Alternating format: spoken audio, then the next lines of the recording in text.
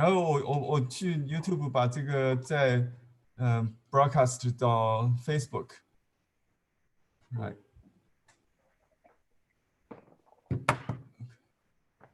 Henry, for the people speaking in Chinese, are you going to be able to translate for the English speakers? Yeah, that's a good question. Okay, we're supposed to talk in English only today from now on. I see. So everybody just I mean, for panelists, yeah, we should speak English only. Oh, I see. Otherwise, we'll have to translate for our guests or other panelists. Okay, so we're going to wait for 1 minute or two. Let me see if Bill is trying to get on.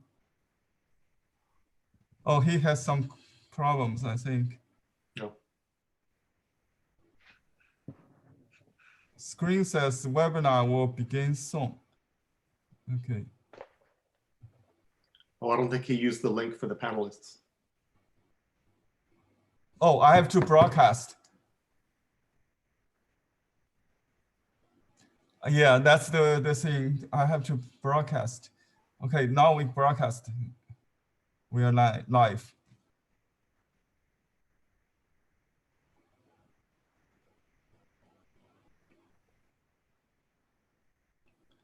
Everything is new. We have to learn. Let me pass to some link to Facebook friends. Let me see if I can share here.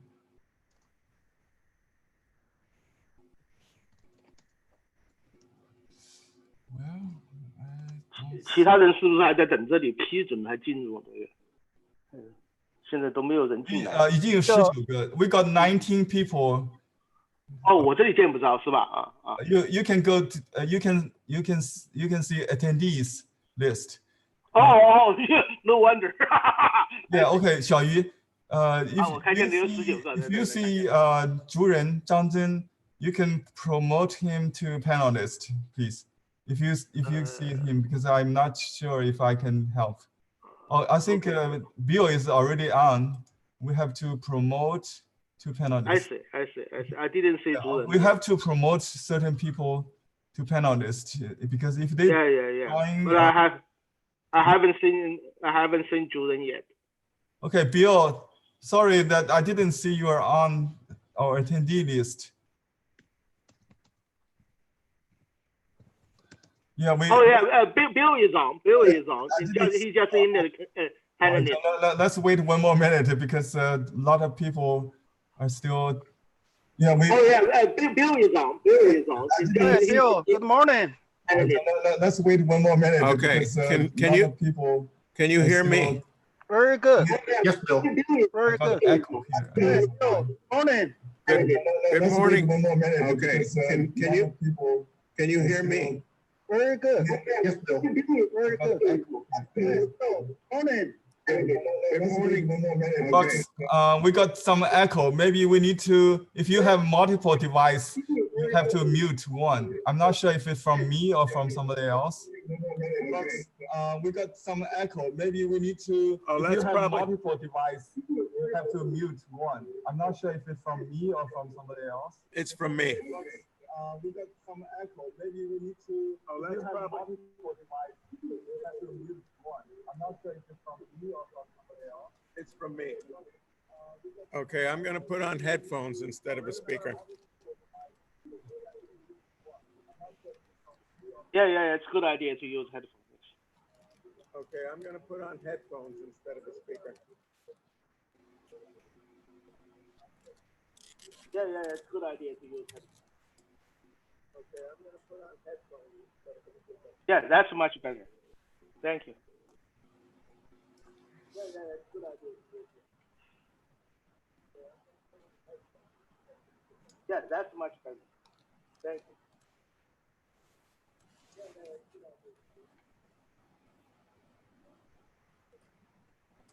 Yeah, that's much better. Thank you.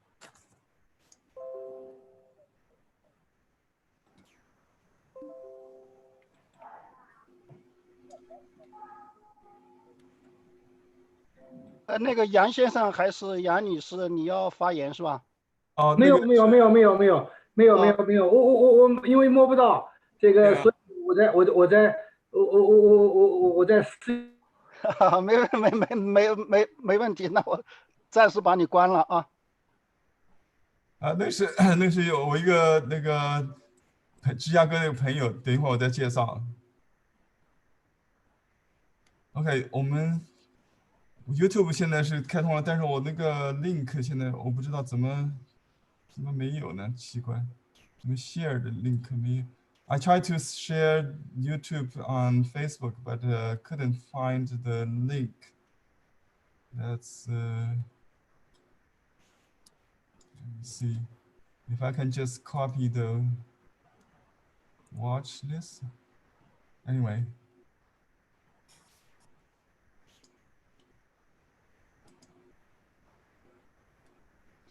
Okay,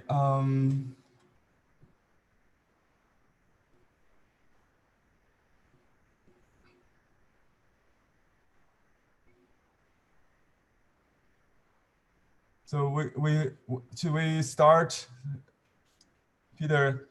Yeah, Harry, someone already found the YouTube link. Okay. Did you see? Did you go to chat and you will see that? Go to chat. Okay. Yeah. Yeah, YouTube link. Okay. Yeah, I tried to copy to Facebook. Let me see. Is this link okay to copy to? Let me see. I'm going to post to Facebook. Just 1 minute.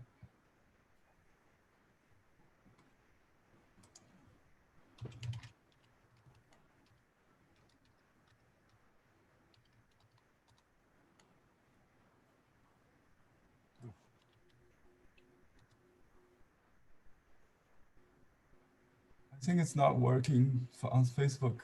Oh yeah, it works. Maybe it works. Okay. Good. Okay, Henry. Yeah. Should we start now? Yeah, I think I'm ready. Yeah, we are very glad and honored to invite Bill to give us a talk today. So, Harry, would you please introduce Bill to, I know he's a Zen master and Can anybody hear me? yes. Yes, we can hear you well, Bill. Oh, but I can't see anything. Oh, you need to ping. Let me see how we do this. Let's mute all panelists and only one speak, okay? I will let you unmute yourself when you speak. Okay, now Peter is speaking and I'm speaking. Can you see me? Let's start to record. Don't forget that. Okay.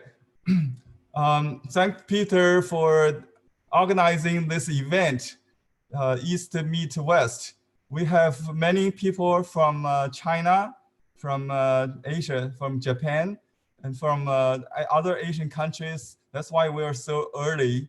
And also our main speaker, Bill Buchman, is from Florida.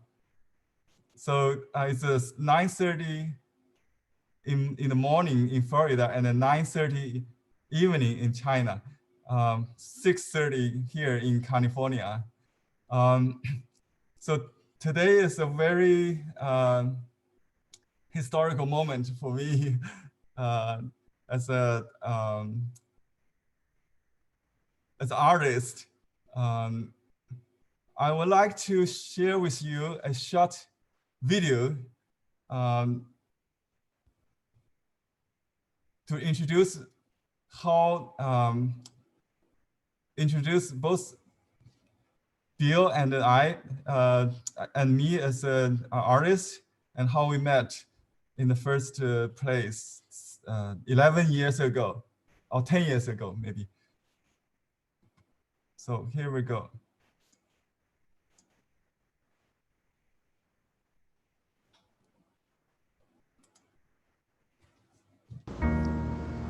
The creative process begins at the beginning, an empty space, weightless, formless, wide open.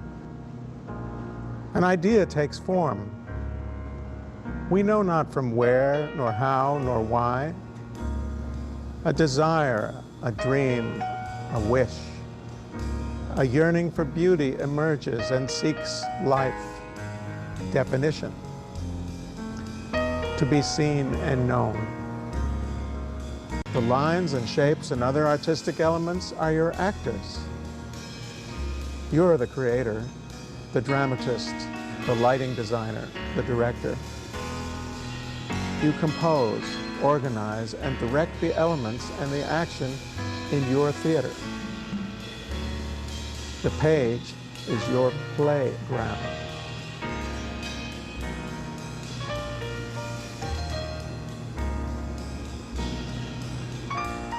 The secret of art is making good mistakes.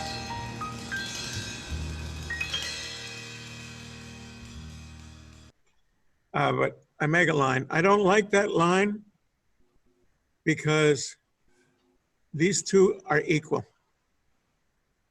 That's not a good design principle. So normally you can't, if you do that in ink, you're stuck. But because it's digital, You can. I'm going to get rid of it and try it again because we learned something there. Yeah. And I'm going to try it again. As a matter of fact, I'll make the same line, more or less, and show you what I mean.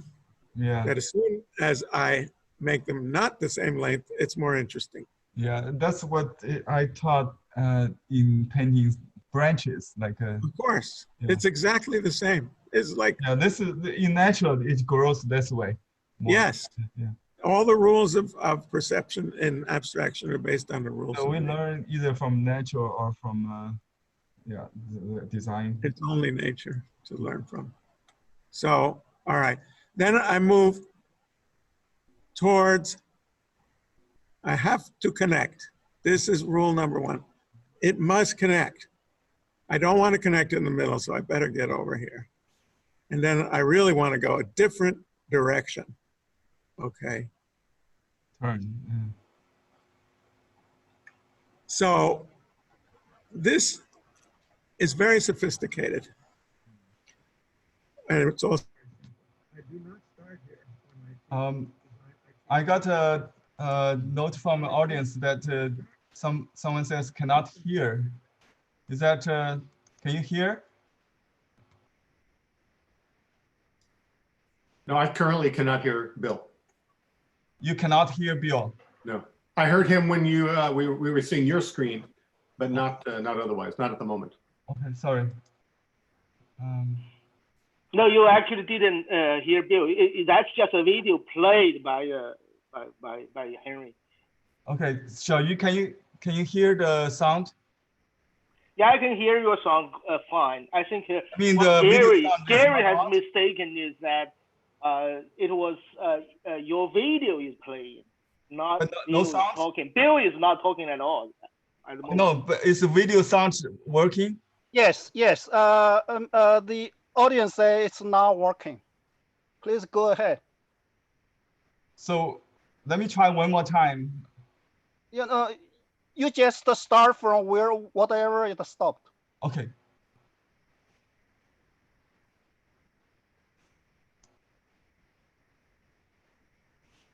Whoops, that's a little crooked. And then something like this. That's a rhythmic lines. Yeah. Just working with diagonal, working no diagonals, only vertical and horizontal. Mm-hmm.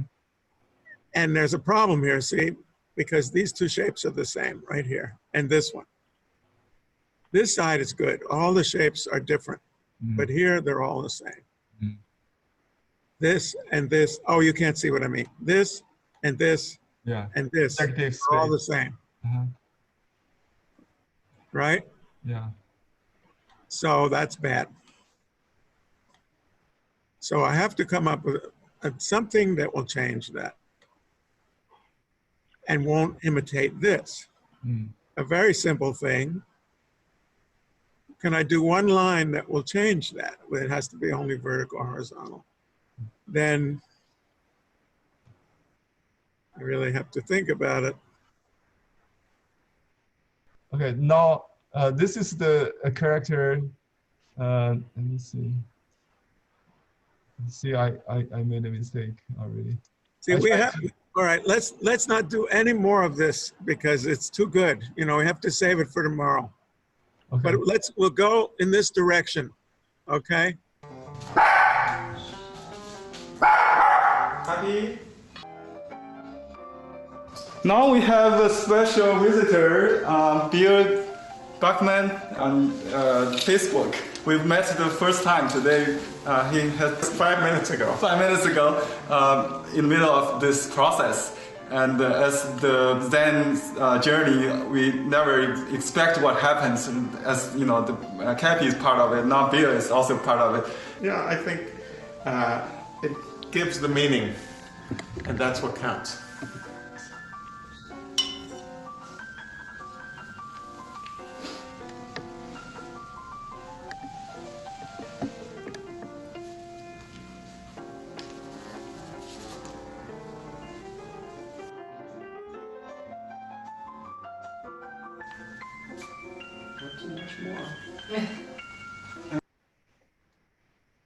Bill, okay, I'm glad you come back.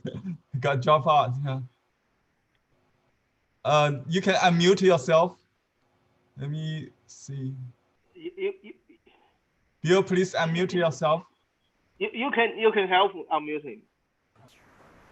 Okay, can you hear me now? Yes. Oh yeah, we can hear now.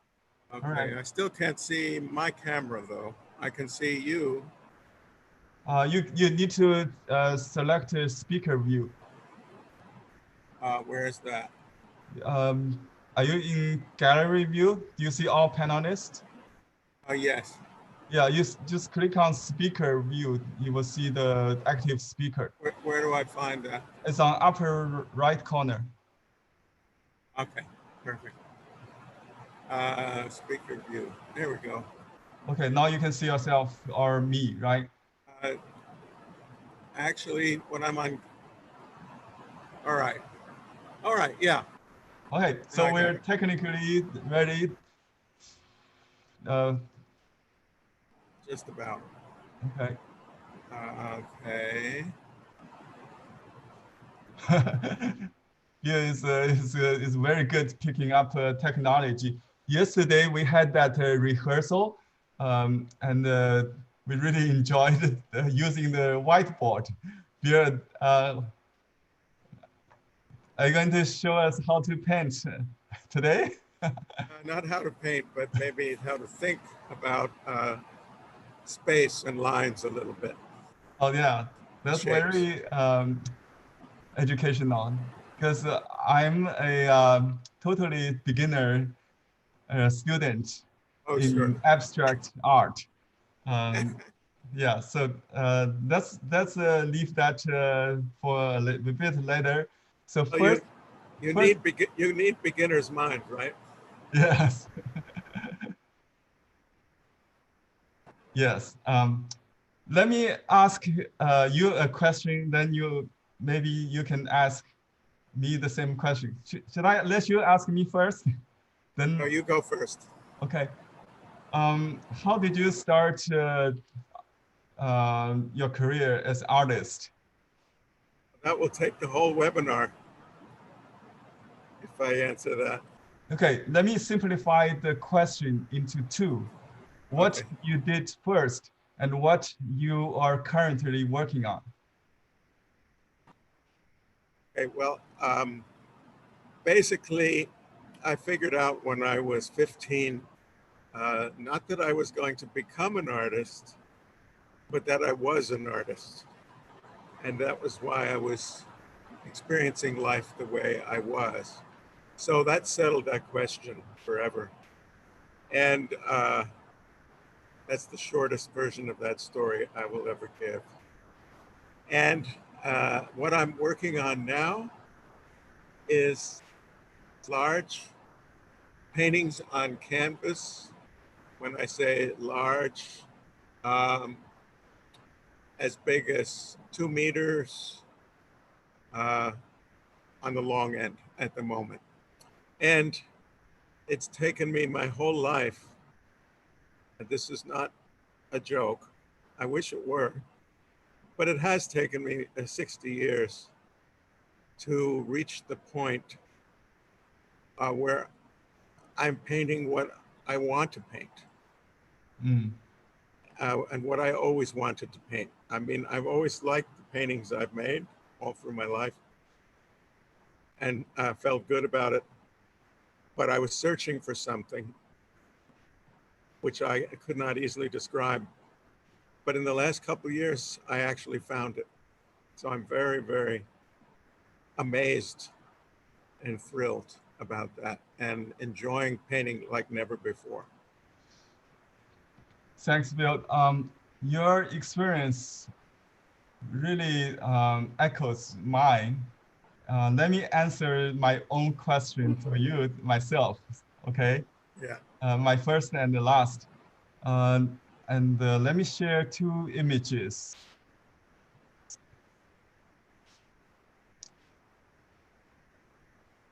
Oops. I think I got wrong. Let me see.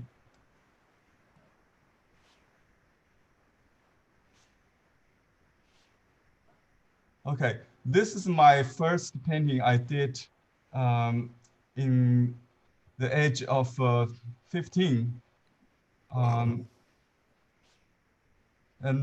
This was the same painting featured on a newspaper dated 1975, May 11, which is my birthday.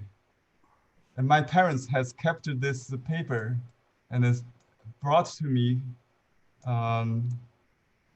in the States in 2000, year 2000. So I have this copy. This is what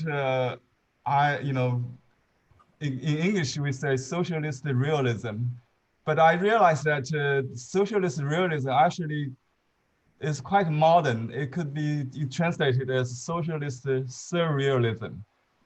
You can see how exaggerated the bridge is in proportion to the other part of the city I grew up. I was born in Nanjing. This is a scene of the most famous symbol of Nanjing, the Yangtze River Bridge. And I studied art in the Cultural Revolution. Just like now, no school and lots of protesters. By the way, we have a protest march today in town. So art is my escape. I spent lots of time painting during my high school, primary school years. Okay, just try to make it short. What I'm working today is this.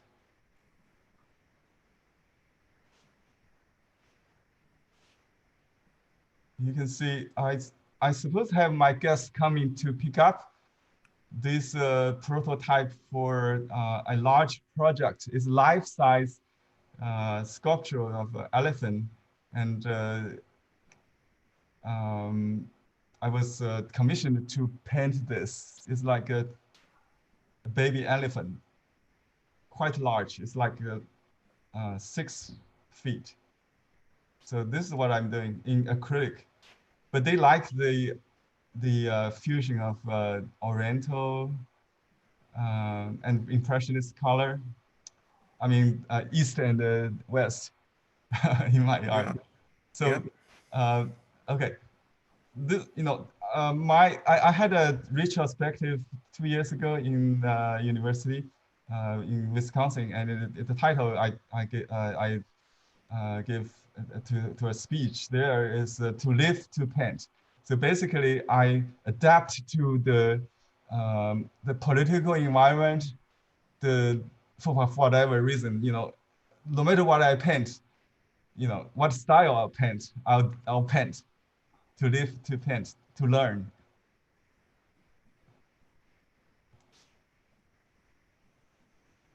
Okay, now Great.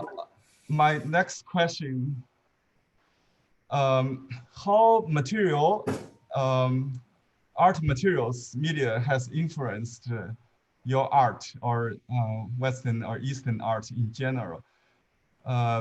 Speaking of this question, it has to do with how we met. I think the first time we met was in a convention called Product and Learning Art Convention in Pasadena. Bill and I were both teachers, right? Workshop instructors. I taught Sumi, Chinese brush painting, and he taught figure painting and abstraction in multimedia. Okay, now the question. Oh, well, I found you, Henry, because of the brush. The realistic brush. Well, yeah, but not only that, but just because I think it was, I can't remember when, but it was probably, I actually haven't thought about this, but sometime in the 80s, I was getting very serious. I'd been started off as a painter and sort of veered off into being a jazz musician for a while. And I was moving back into full-time painting in the 1980s. And I had been studying Zen, and that was my connection to Eastern thought. And particularly because I found Zen to be a way of thinking that was very useful if you're an artist. More useful, perhaps, even than in any other way.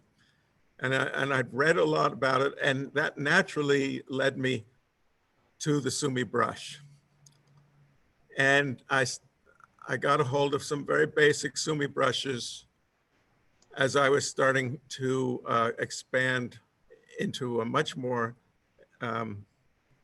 serious and very adventurous approach in my art. And I was living in Copenhagen, Denmark. And as soon as I started playing around with the Sumi brush, I realized that for me, this was a big answer to the question of how to paint abstract paintings, which is a very big question and is a very difficult thing to do. Anyone who's tried it can confirm this. For everyone else, that it looks very easy, but once you've tried it, you find out it's actually one of the hardest ways to paint.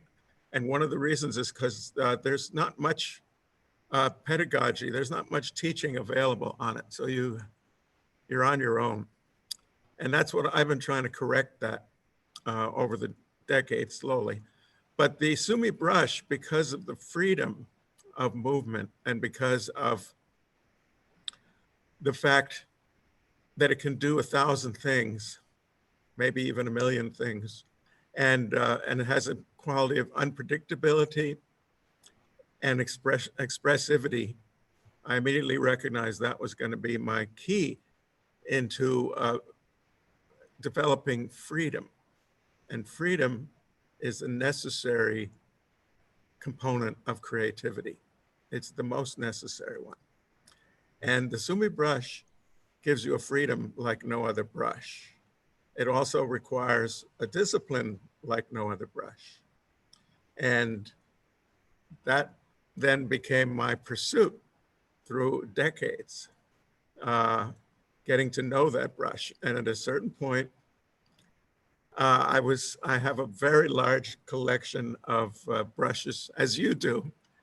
And we even did a couple of brush trades.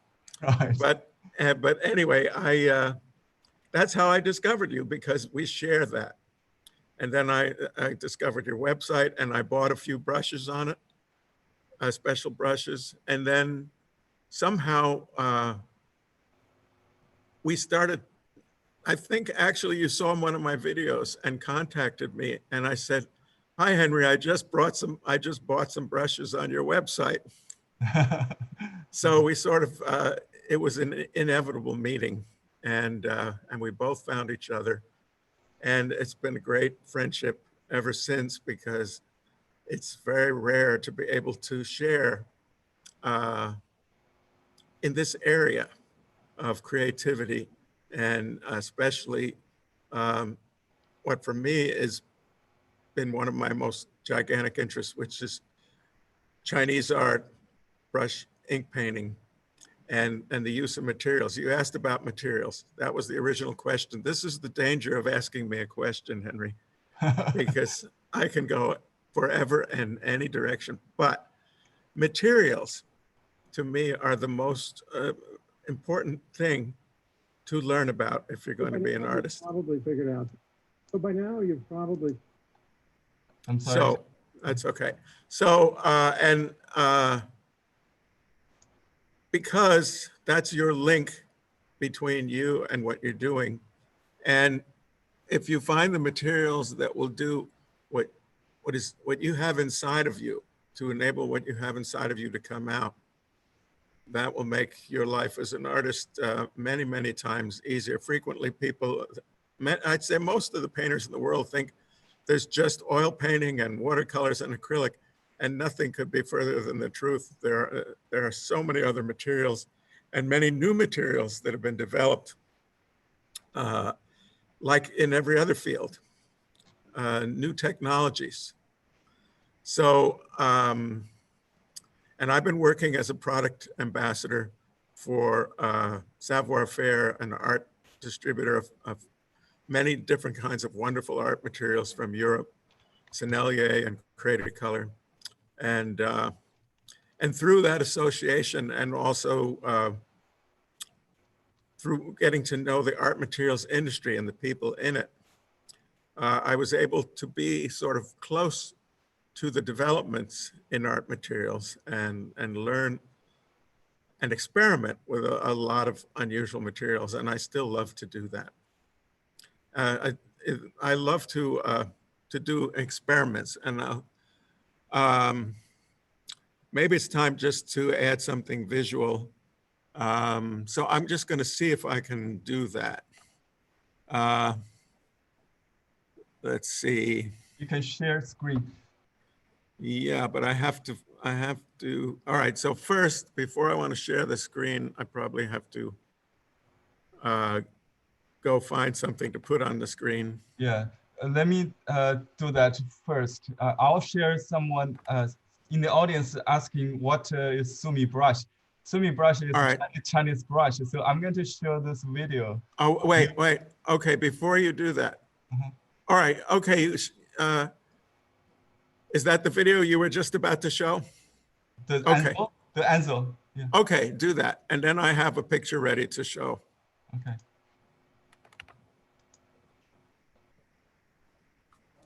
Figured out that my approach to the brush, as the name of the brush implies, is a Zen approach. A very direct approach that comes straight from the heart.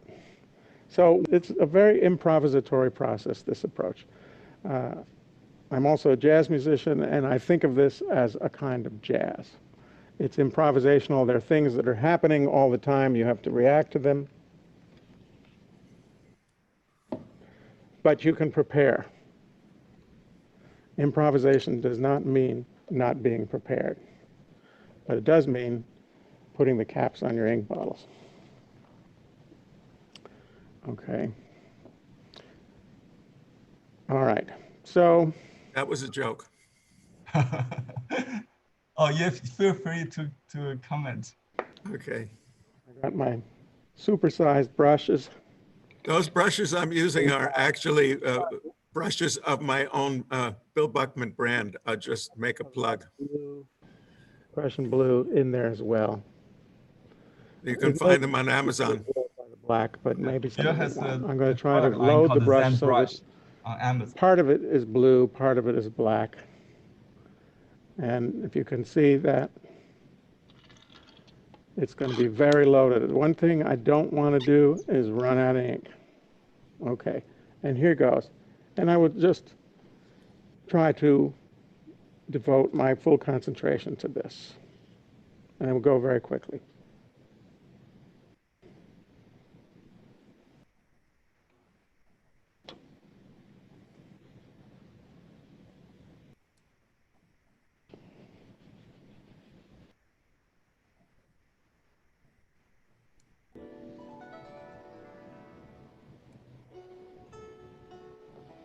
I'm actually pretty happy with the way this came out.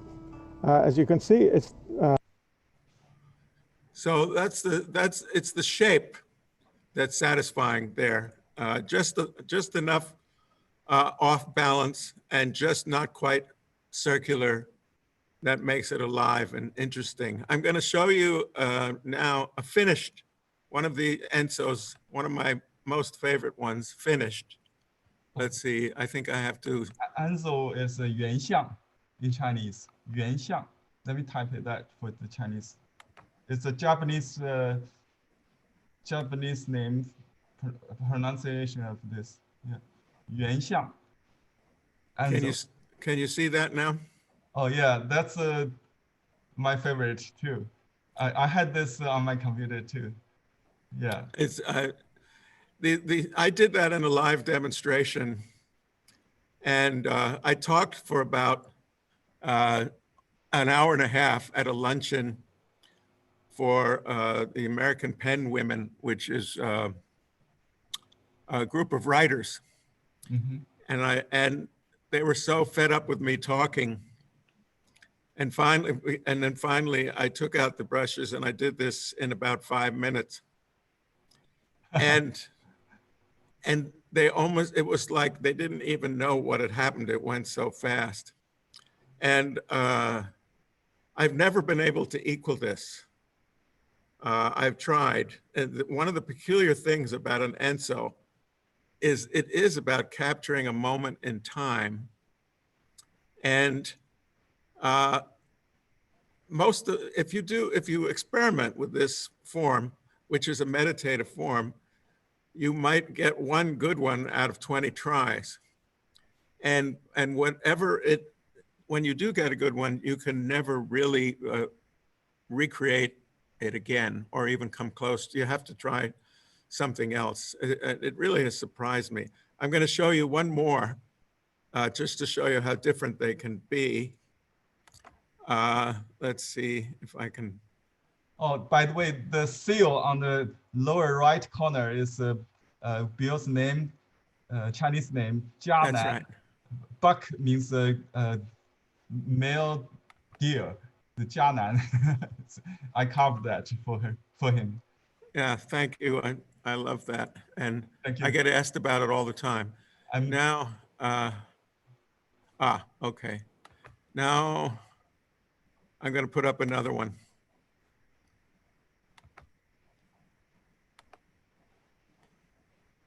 Can you see that? Not yet. Not yet. Yeah, you need to share screen and select that open new window. Okay, here we go. We're getting pretty good at this technology. Oh, perfect. Wow, this one I never saw before. I love the subtlety of this.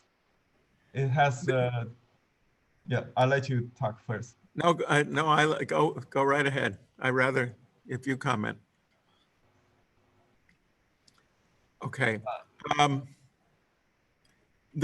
When I do one of these that works, I'm usually completely shocked and surprised, and then I can never recreate. I tried to do maybe 30 or 50 after. This was the first one with this technique that I did. It's one stroke, only one stroke. First is the best. Yeah, and I've never even been able, and I had no idea what was going to happen, and I've never even been able to come even close to this again. So it's a great practice for anyone to way to develop a brush awareness. You know, I recall a story that a company called Lucent Technology or something like. Yeah, that's right. They paid a very high price for their logo. Right. You know that this could worth millions. Well, if you know anybody who wants it, it's for sale. I think it's valueless. Really, the art is invaluable. People don't understand why Enzo is so valuable. It's just you cannot reproduce it. Yeah. Well, the thing is, when you do it right, you have the feeling that you had nothing to do with the process.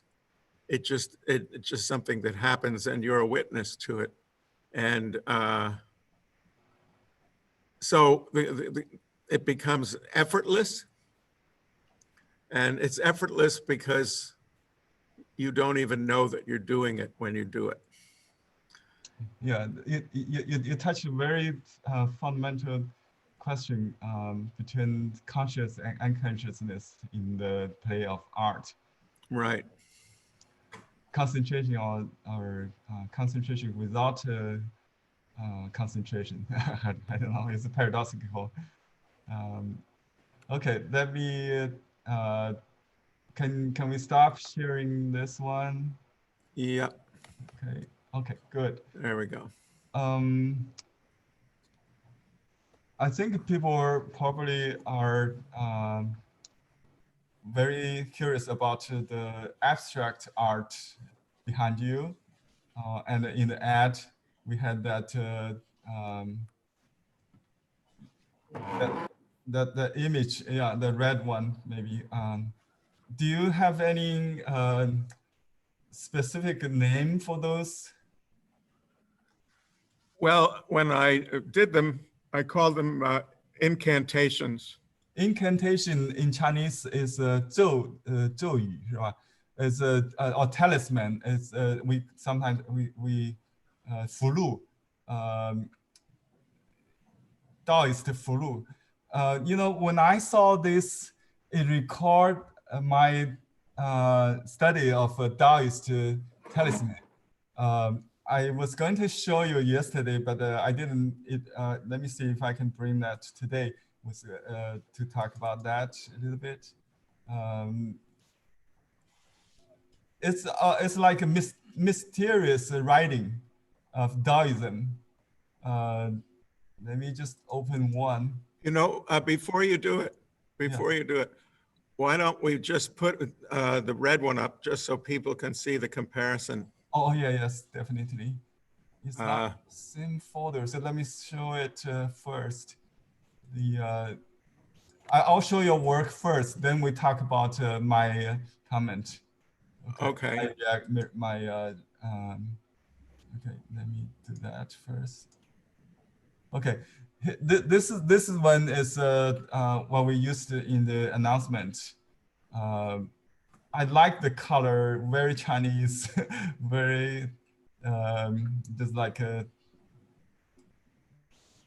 Yeah, this is his latest, right? I'd like to comment on the color. That was very conscious and deliberate. And when I was growing up, my father traveled, and I'm not even sure I ever told you this, Henry, but my father and mother traveled a great, whoops.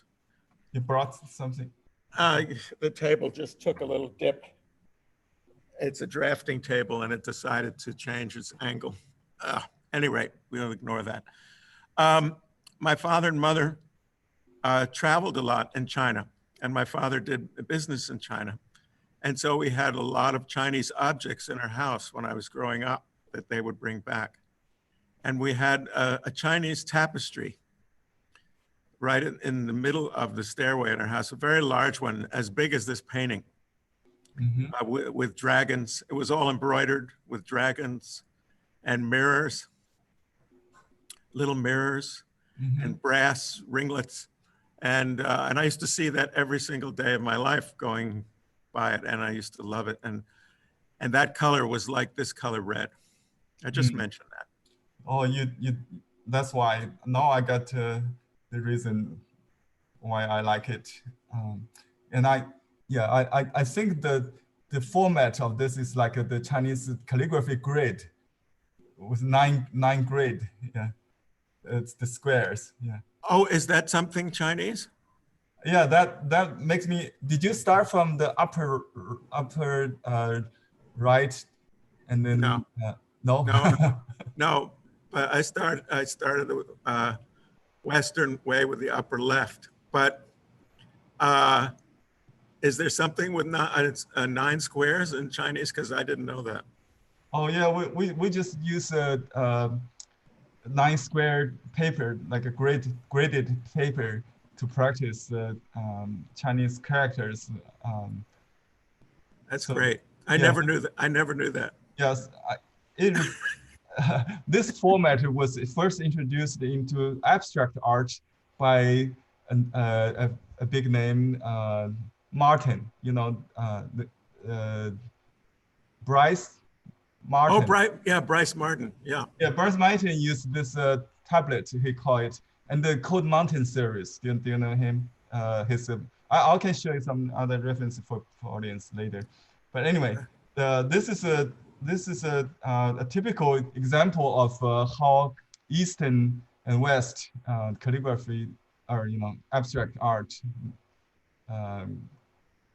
influence each other, I think. Anyway, I would just mention again, it took me all my life from teen years until now, which is 50 to 60 years, to come to this, to,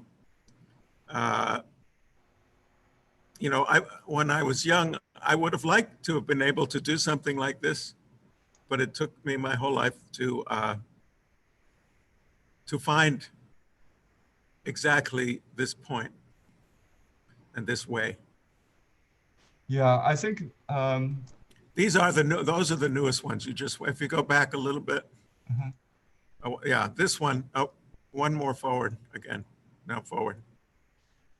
One, yeah. This one I feel is maybe the most successful, integrating Eastern and Western elements in an abstract painting, for me. Yes, I can see the 3D depths in cubism in this one. And I do like the color golden green. Yeah, do you like the title I gave you on Facebook? It was, what was it, a golden green turtle or something like that? No, I just searched randomly on Google and found this poem called "The Golden Green in Early Spring is Gold." Is gold. Oh, and then the last sentence was, "Anything gold is nothing but to last, nothing to last," something like that. So, I just combined the first and last sentence for you, and then just make a Dadaism poem. So, golden green is of nothing to last. Okay, now I understand it. You understand? Now I understand it. Yeah. Very beautiful and true. And but I just want to mention that one of the, when you work with brush painting, it goes very fast. And everything that I do in this painting has that spontaneous, quick element. Most everything comes from that. But the actual process of making the painting, just because of the way I work, I started it on a canvas that there'd been another painting on that was from 20 years ago. I got rid of that canvas, I put a new canvas, and then I started this about 2 years ago. And then I got to a certain point, and then I put it aside. And then I came back and finished it a few weeks ago. So it's not uncommon for a painting like this to actually ferment over quite a few years, even though the end result looks very quick in a way, and the actual act of painting is very fast, but the act of thinking is very slow. It's good to know it took so long to do your best piece. It's because sometimes they take 10 years. Yes. Actually, the red one was going from, I think, 8 or 10 years to get to where it was got So to. you're still working on it, in other words.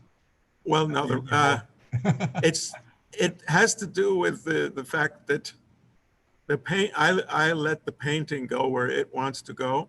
Uh-huh. And if I don't know which way it's going, I don't pick up the brush. Yeah, it takes 10 seconds or 10 years. In other words. Yeah, but the brush, I don't put paint on the brush unless I know what I'm going to do with it.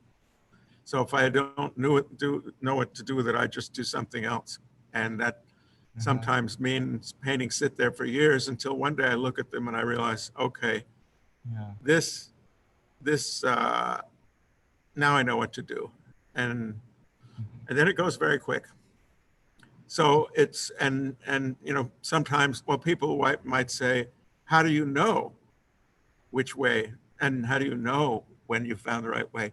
And truthfully, the answer to that is experience. Mm-hmm. You make enough, you ruin enough paintings, and then you learn. Yeah, how not to ruin them. I mentioned to an AI specialist yesterday about your learning process and then your rules created from the experience. And he is very interested. I think I wish he's in the audience, Zhu Ren, Zhang Zhen. Maybe if you are here, please ask Xiaoyu to promote you to, or Peter, to panelists. Peter, I mean, Peter is very eager to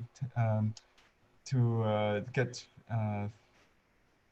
to know some computer artificial intelligence specialist, because when Bill does this kind of painting, he's very rational. To my surprise, I thought you can do this like a child. Absolutely not. He has well-trained mind. He's well-educated and civilized to be a spontaneous painter like Bill. It's actually like the Chinese painting. We have to spend hours of time to practice. In Chinese, we call that kung fu, the time of practice, to develop this kind of, we call it like a personal voice of a singer. We appreciate this kind of signature style, you might call it, or a writing style. It's like somebody's signature, or opera singer's voice. So we're not really appreciate, what you do, but the quality of line, the rhythm, the movement, all these abstract elements found in the Chinese calligraphy, especially the cursive style calligraphy. I think maybe I should talk about that connection for me, just that you mentioned. Okay. Yeah. Well, actually, you can put the picture back up, or because it's good to have a reference to what I'm about to say. Can you put a picture back up, Henry? Maybe one of those, the same one, or one of the, any of the ones with the lines. Okay. So, yeah, anyone. That's good.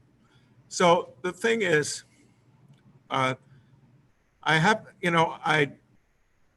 it's kind of strange. I've never been to China. I've never been to the Far East.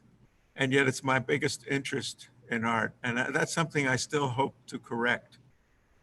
And so I've had to learn from books, from the few friends, especially Henry and a few other friends that I've been able to meet along the way from China, and also from books. And actually, just for a minute, I'm going to show you a picture. So I'm going to stop sharing this picture. I'm going to show you another picture.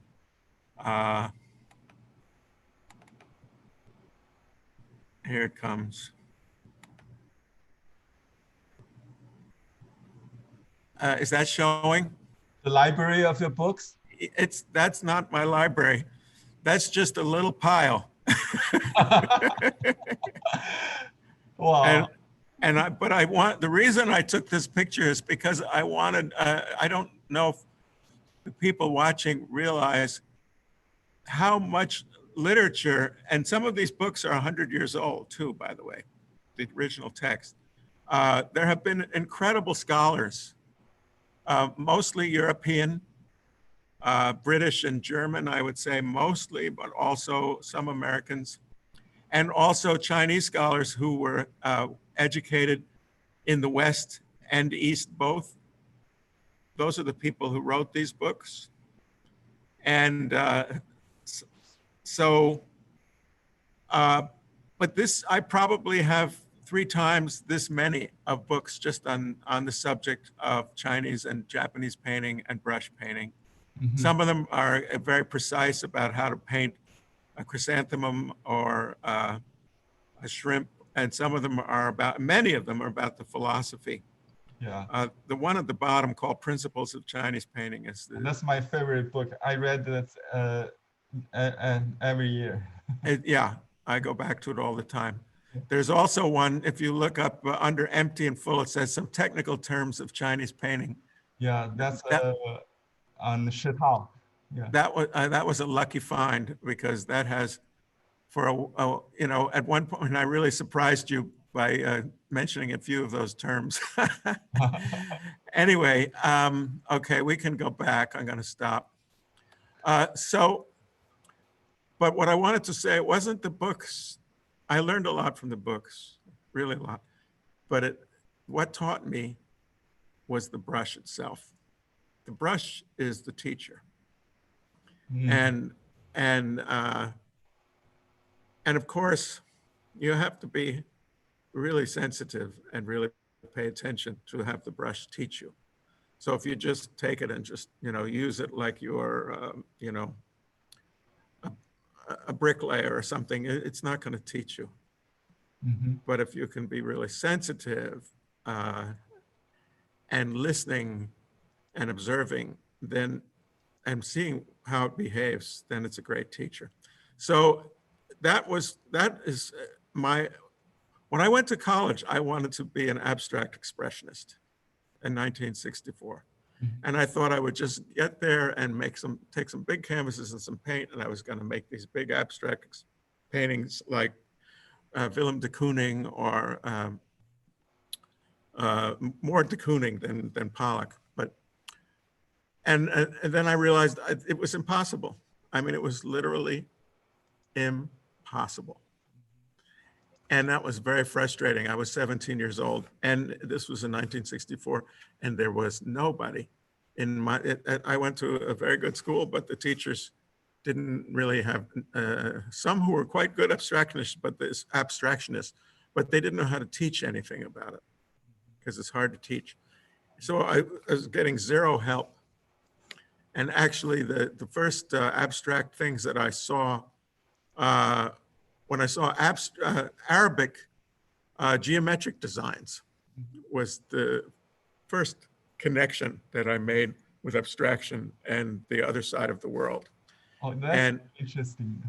Yeah, because there also is a connection I found in the very earliest Chinese writing, was also appears in Turkey.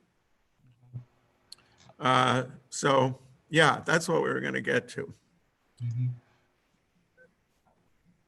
And those are, when looking at those for me is very, very inspiring. And it has to do ultimately with the hand and the arm movement. It's all about movement. And the movement, that's why I love these things, is because even though they're so ancient, they're completely alive, and the hand of the person that made them is completely alive. It's like they were painted yesterday. They're completely fresh. Yes. And wow, those are just amazing, amazing. So, so somehow, working with the brush, and I was doing this a lot with the paper, and then I was studying painting the figure, which has been a lifelong interest, doing a nude figure. And I think that's a great way. A lot of abstract artists study the human figure for some reason. There's the connection there with the expressivity. You have to be spontaneous to do a good figure drawing. And, you know, speaking of spontaneity, that's, yeah. You know, you only get one chance with each brushstroke. So it's a combination of control and spontaneity. And I have to say again, this took me years to develop, years and years and years. It is the product of a lot of,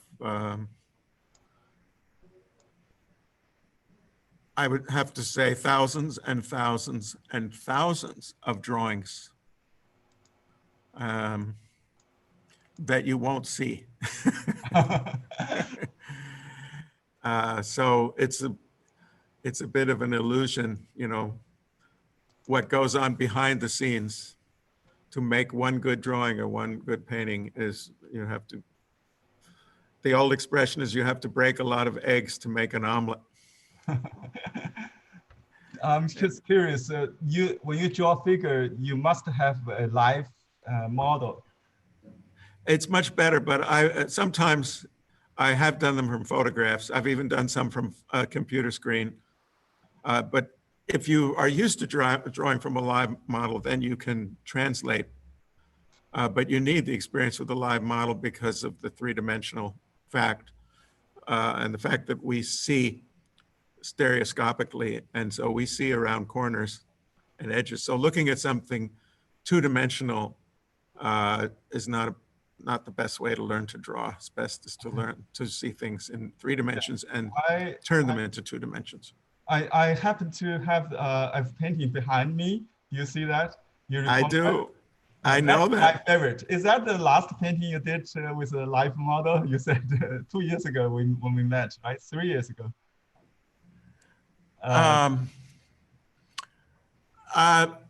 Well, I've been taking a break from it, but it's only a break, and I intend to come back full force. It's just like the paintings. A few years of thinking about it. Yeah. I sort of had, you know, the stream had run dry a little bit, and I didn't want to keep repeating myself. So I think when I come back to it again, I'll have some new ideas. It's huge, very. Yeah, I just muted the sound. You can keep talking. I'm sure. Oh, okay. This was at my studio when you visited me in my studio in Florida with Victoria. It was such a great day. And I hope we have more days like this in the future. It was so much, such a joy. And and then Victoria was kind enough to model for us. And so just notice how careful I'm being to get just the right tone, ink tone. You know, you have to, everything, even things that are going by fast, actually, there's a time element always. And you're just not rushing through things. So I'm looking now, just looking. See, that was a short time, but it was very important. And then I made some choices. And if you watch my head rather than the brush, you'll see that I'm looking a lot. That's the thing I teach all my students. They're always looking at the painting. I'm always looking at the model. Mm. And it must have been, and what you see there is a kind of summary, a kind of, it's what's called a gesture drawing, and it just captures the movement. 动态书写. Yeah, and I don't know how to pronounce it, but you know, we talked about, is it Qiyun Sheng Tung? The life resonance movement. 气韵生动, yeah. The life movement, yeah. 气韵生动. The movement of vitality or breath. You're right. Yeah. And that's what I'm trying, even if now I'm going very slow and careful, but I'm still trying to keep that, not lose the life breath. And so again, time is very important. It's a rhythm. This is where my musical training, I think, does help me. Because it's like making music. And even though I'm going slow, my mind is going very fast, and I'm doing little calculations. And I'm looking, and this is the thing, we probably should go, to the whiteboard after this, because if you look at the white paper on this drawing, then you see the space around it, how it's located on the page, and also the size and the shapes of the forms. They're all relationships in space. And that's where both the movement of the brush, which captures the vitality, but the location in space is what conveys the sense of movement. So, and you can see I'm actually, even though I'm spontaneous, I'm really very careful because I'm very afraid I'm going to ruin it at every second. One false move and I'm done.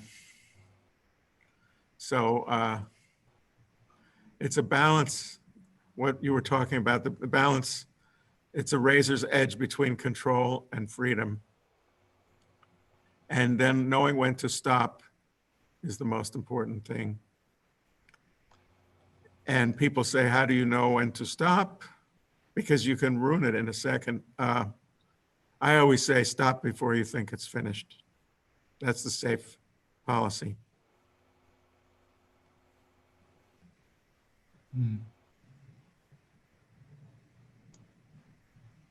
Thank you, Bill, for the excellent annotation of this video. Hello, Bill. There is a question asking what is the black stick? The arch chunk, right?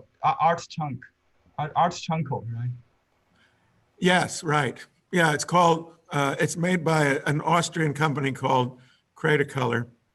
Arch chunko or arch chunk? Art Chunky. Chunky. Art Chunky, yeah. Art chunky. And it comes in a set of colors, but you can also adjust, I mean, you might be able to just buy just the black one, which is the best one, but they're all, it's one of my favorite drawing tools. The whole set is beautiful. It has colors that are matched to Cézanne and a very special palette. And most art materials are very expensive, as anyone who's ever bought any knows. That set of Art Chunkies costs $28. That's the best bargain on the planet for an art material. I bought a set with your recommendation. Yeah. I collected best materials for art. Yes. That's, you go to any artist studio, that's what you find. You find tables covered everywhere you look with materials. One person came into my studio and said, "What did you do, rob an art store?" Rob art store. Looters. Okay, you mentioned the whiteboard illustration. Let's do that. Are you ready? Yeah, okay. Let's see if we can figure out how to do this now. Just share whiteboard. Yeah. Okay, that's in. You're very good at this technology. See. Is it in share screen? Yeah, share screen. Share screen. Okay. And then the first one on top. I see it. Okay.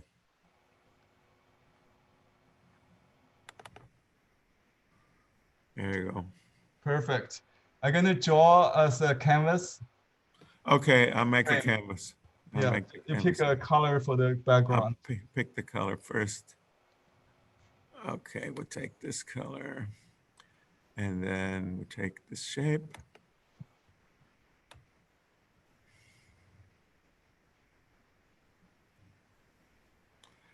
And, you know, a nice rectangle, it's not exactly the golden mean, but it's something like that. This rectangle actually represents the field of view of the human eyes. Because we have two eyes, we tend to see the focus of our view is more or less this shape. Can you drop this shape so we can pin on it? You need to drop it. I did it. Very good. And so it's very natural. And that, what I say about that, and it was in the video, is this becomes your playground or your stage. And just like if you're an actor on a stage, you don't want to fall off the stage and you don't want to be acting over in a little corner. The action is going to be more or less, you know, inside and center. So now can I, let's see if I can get that. Okay. My stroke? Okay. Okay. Very nice. So now, so what you did is you just divided up that space. So if you look at the space around it, I mean, we tend to look at the line, but what you did was you made the space much more interesting and to have some variety, because one part of this line is closer to one side than the other. And the main body of the center of the line is also closer to the bottom than the top. And so the only, now we're talking about design principles, and we were doing this yesterday, and I was trying to be a little bit critical. And for some reason, this will now not give me the cursor, or can you, let's see. You mean the pointer? Yeah, the pointer. You can okay. use the brush, the draw tool. Okay. Use the drawing tool. Let's see what this does. Can I move that? No, I can't move it. All right. No, just use the line drawing tool. You can undo this if you don't like that. Okay. Okay. I want to be able to point. Just use one of the one of the lines. Draw okay. brush. Yeah. Okay. Yeah. All right. Okay. You got it. So if I was critical of this as a design in this space, the critique. Oh, now you can you see my pen moving or not? Yes, we can. Okay. Yes. Good. So this line and this line, it's good. They're going opposite directions, but they're too close in size. And I'll show you what I mean. So if I just take one of them, oh, I have a different thickness. Wait a minute. I don't know why. Okay, well, I can still do it. Yeah. You can use the format to change the thickness. This is the. Okay. Yeah. Oh.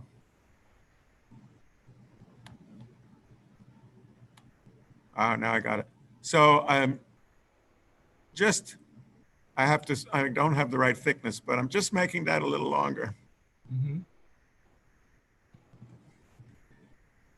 And I just want you to see that now there's a little more drama. Mm-hmm. It's not so peaceful. There's more movement. It's now it sort of needs more. It's a little off balance. And what we're striving for, because the principles of design imitate the principles of nature. And if you walk, and it's the same thing with Chinese ink painting, where the principles of nature have been incorporated into the rules of the painting style. And so you would never make all the branches the same length or going the same direction, because nature doesn't do that. I read an interesting article by a brilliant philosopher who recently died. And he said that he thought the principle of the universe was variation, diversity, that the whole principle of creation was making things different. Mm-hmm. And if you look around and we look at people, or you even collect 10 leaves off the tree in your front yard, then you see how true that is. No two things alike, no two people, no two plants, no two animals. And so the quality of variety has a lot to do with getting that life resonance movement, Qiyun Sheng Tung quality. Yeah. So at any rate, now I'm going to just make a line of my own where I'm going to try. And if I just, for example, if I take a different, just a different width, that's going to add a lot of variety too. Mm-hmm. And so now there was nothing really horizontal or vertical. So I'm going to put something like that in there. And then I'm not going to go through the middle, you know, I'm going to go through one side. And I'm just going to stop there. And I'm going to show you this shape here. If you can see my pointer, yes, is going that way. Mm-hmm. So I wouldn't want to mirror that. Because the principle is diversity, I want to go the opposite direction. That creates tension. That creates a feeling of energy. Mm-hmm. If I went and I just, you know, made the other line go the same way, that would create boredom immediately. So now this is when you do this with two people, this is fun because it's a kind of a game. So now it's your move, Okay. Henry. Okay, I will change width, but with the same color, right? Yeah. Okay. So I tried to make a mistake, so you can correct me. No, don't. If you try to make a mistake, it will be too good. Just do what you think is right. If you try to make a mistake, it will not be a mistake. Okay, you made a mistake. You did that. You did that deliberately. You made two mistakes, so that was good. Should I because it's the best way to learn. Yes. All right. So just a second. All right. So when I was teaching at the Art Expo in California and other expos like that, I would meet a lot of artists, like where Henry and I taught. And I discovered that many artists had different names for this same bad thing. And the bad thing, I call it, it's a crash. It's an echo. Yeah. Oh, it's an echo? I mean, I realized I repeated your... No, that's also, that's not as bad. Mm-hmm. No, that's not a crash. That's an echo. And an echo, it would be really bad if it was the same length, but the fact that it's not the same length is better. And it's not the same thickness. It's not, but what kills it is that that this line ends there. Mm-hmm. Mm. So that's a crash. Crash. And it's this is a crash. If you hit too close or right into an intersection, like this elbow, it kills it. All the energy becomes pinched, and you kill the life of the lines and of the spaces. It's tangent, so right? Tangent. It's now I'm wondering if we were good enough at this. It probably would be a way to pick up that line and move the whole line. Okay, I can do that. I can do that. Or let me try to do. Oh, you have the selection for. Okay, maybe I can do that. Oh, okay. Yes. So, this is fantastic. So to avoid, if I can get rid of these crashes somehow, which you can rotate it. Oh, I can. But well, you cannot. Maybe you cannot. There we go. Yes. There's no crashes there. It's going, even though, you know, and now it got more interesting. Let's see if I can put it somewhere else. This is even maybe more interesting. You can rotate it or undo it. Okay. Yeah. All right, let's see. How do I rotate it? I'm not sure. Oh, I probably grab this. Yeah. You grab the corner. Okay. Oh, now it's getting a distortion. Sorry, that's fine. This is even better. Okay. Now, we've got really, that's the best composition so far because there's no crashes. And, you know, we had a big, I'm going to get my arrow back. We had a big curve here that was answering this curve.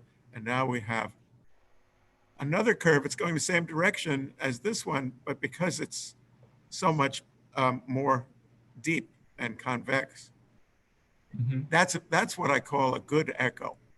And then we've got another little echo over here too, going another direction. So what we have is a lot of interaction. And you've got, if you look at the negative spaces, and I mentioned that, we're talking about the figure drawing. Each of these, I'm gonna put a little dot in there because it sort of is nice. Here, whoops. Use a different color, maybe. Yeah, we can see that. I don't know what those are, but anyway. Arrows. Whoops. That's okay, we understand. You're talking about the negative shape. Yeah, all these areas, each one has its own character. You could, each one, yeah, go ahead. Yeah, in Chinese, we call it count positive as a negative, or negative as positive in Taoism, the yin yang. But so I'm going to draw now and show you what we've created.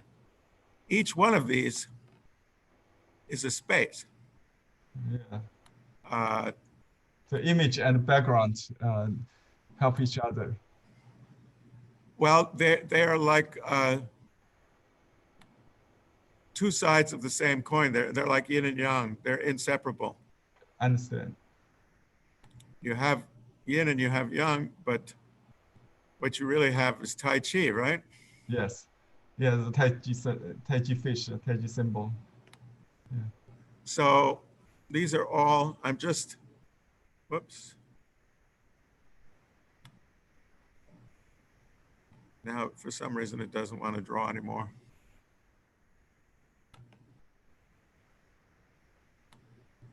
Yeah.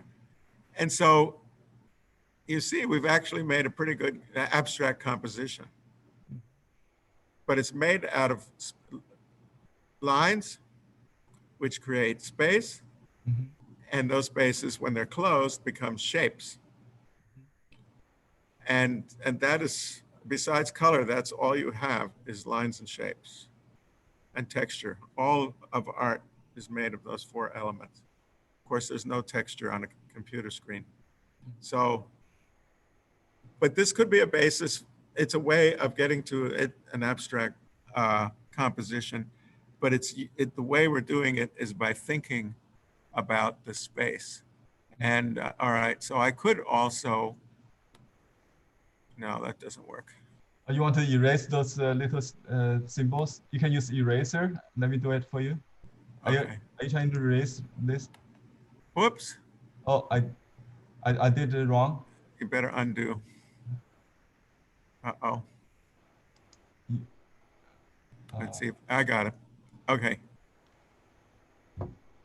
We lost something.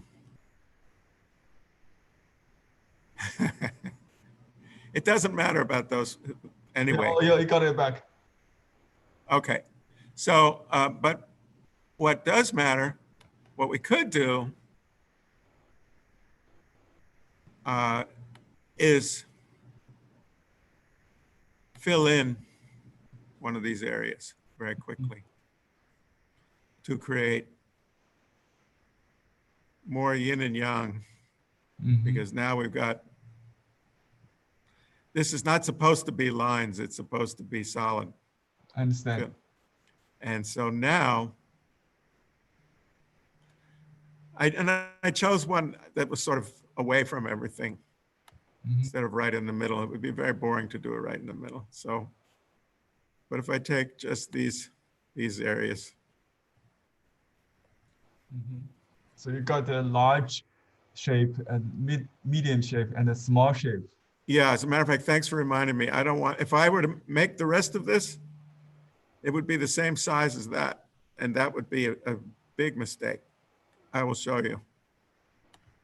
It gets boring right away when I do that. Mhm. Can you see that? Yeah, I see. Oh, it's good. Yeah. You know, it really dies. But if I just undo that last one, that's better. Just because of the diversity principle. This is a different size and shape. Mhm. So now, if I knew this when I got to college when I was 17, that would have been a big help, but I didn't. It turns out that where the knowledge about abstract art exists in the West is in the area of the study of design, what's called design. And nobody told me that, and took me many detours before I reached the point of studying design principles. Mm. So, but the books on design principles, unfortunately, are terrible, really terrible for some reason. And they don't really manage to teach what we just did at all. You can't find that in a book. I've never have. Teach you by try and error. No, most books don't tell you what not to do or how to correct errors. Yeah, yeah. And very often they just show you finished product, so you don't understand the process. So, but the design principles are based on the principles of nature and the way the way we perceive things and the way our body is oriented. I'll point out another important thing, which I didn't mention. The anchor of this whole drawing, is this line and that line, which is more or less vertical and horizontal. Mm. And that good abstract compositions generally have that quality. If you don't have horizontals and verticals, if you have everything, you know, just big diagonals going through things, unless they're subtle, like that's not subtle. Mm-hmm. I mean, it's kind of funny because it's very dynamic, but it's generally, we don't walk around on an angle. We walk around straight up and down. Our body, our eyes are oriented to gravity. And since the abstract composition is something we sort of experience as a kind of mental landscape, if we have verticals and horizontals, then that gives us a reference for understanding these other more subtle things that are going on. They're sort of anchored and they relate. So verticals and horizontals, because it's in our nature, we're a vertical and horizontal person, being. You know, when we go outside, what do we see? We see, what happened? The horizon.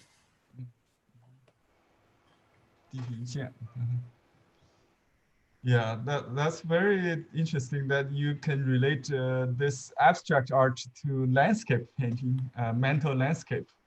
You have to, because it's a landscape inside. I'm gonna, you know, a lot of abstract artists have taken to doing this where they, you know, where they actually create, as soon as you put a horizon line and fill it with a different color. I wish I knew how to fill this space, but I don't. As soon as you fill that. You can just use a thicker pen to in format to this. There we go. Yeah. And now, if you squint your eyes a little bit and try to imagine that's the sky. Oh, I see what you mean. That's the sky. Okay. Yeah. I can even, we'll make it, if we take it over there, then it's more convincing as the sky. So it becomes a landscape as soon as you put in a horizon, because this is what we're used to. Our world is, everywhere we go, there's a horizon. Even when we're in a room, there's a horizon at the edge of the room, but we don't think of it that way. The interesting thing, because of the laws of perspective, and this will be fun for everyone when you go outside next time, and this will just blow your mind. and get somewhere where you can go higher, like upstairs or a ladder or a hill, Yeah. and no matter, or go down into a valley or a ditch, and you will find that the horizon is always at the exact same line as your eye. Yeah, that's eye level. Yeah. Yeah, the eye level. It's Yeah. such a cool thing. Yeah, in Chinese tradition, the horizon is absent. They call it a multiple horizon. So your eye level moves as you move up and down in a long strip, hanging scroll or a horizontal scroll. You move from left to right or right to left. Yeah. So, that's a very fundamental difference from the Western single focal point perspective, right? I would really like to learn more about how you move that horizon. Yeah, just if you open any ancient, if you go and any museum to see a long strip like a hanging scroll, you'll see the object like a house in the bottom of the scroll and then on top of the scroll actually not very so much because it's a parallel. Okay. Yeah, you just like a it's like panoramic photos. You move. Yeah, I understand. Yeah, so you basically you destroy the inequality of things. Right, because we don't think the reality is distortion of the Right. vision, but we try to restore the truth between things, like the proportion between a house and a tree and a person. Even you stand in front of the painter or the camera, you cannot block the views in Chinese landscape painting. Anyway, that's just the. But in abstract art, you're more or less more like a two-dimensional, right? It's like Chinese. Oh, no. Actually, this is the interest. Every painting, doesn't matter what, exists on two levels. It exists, you can see it and you have to see it both as a two-dimensional thing, just flat, really flat, and as a three-dimensional thing.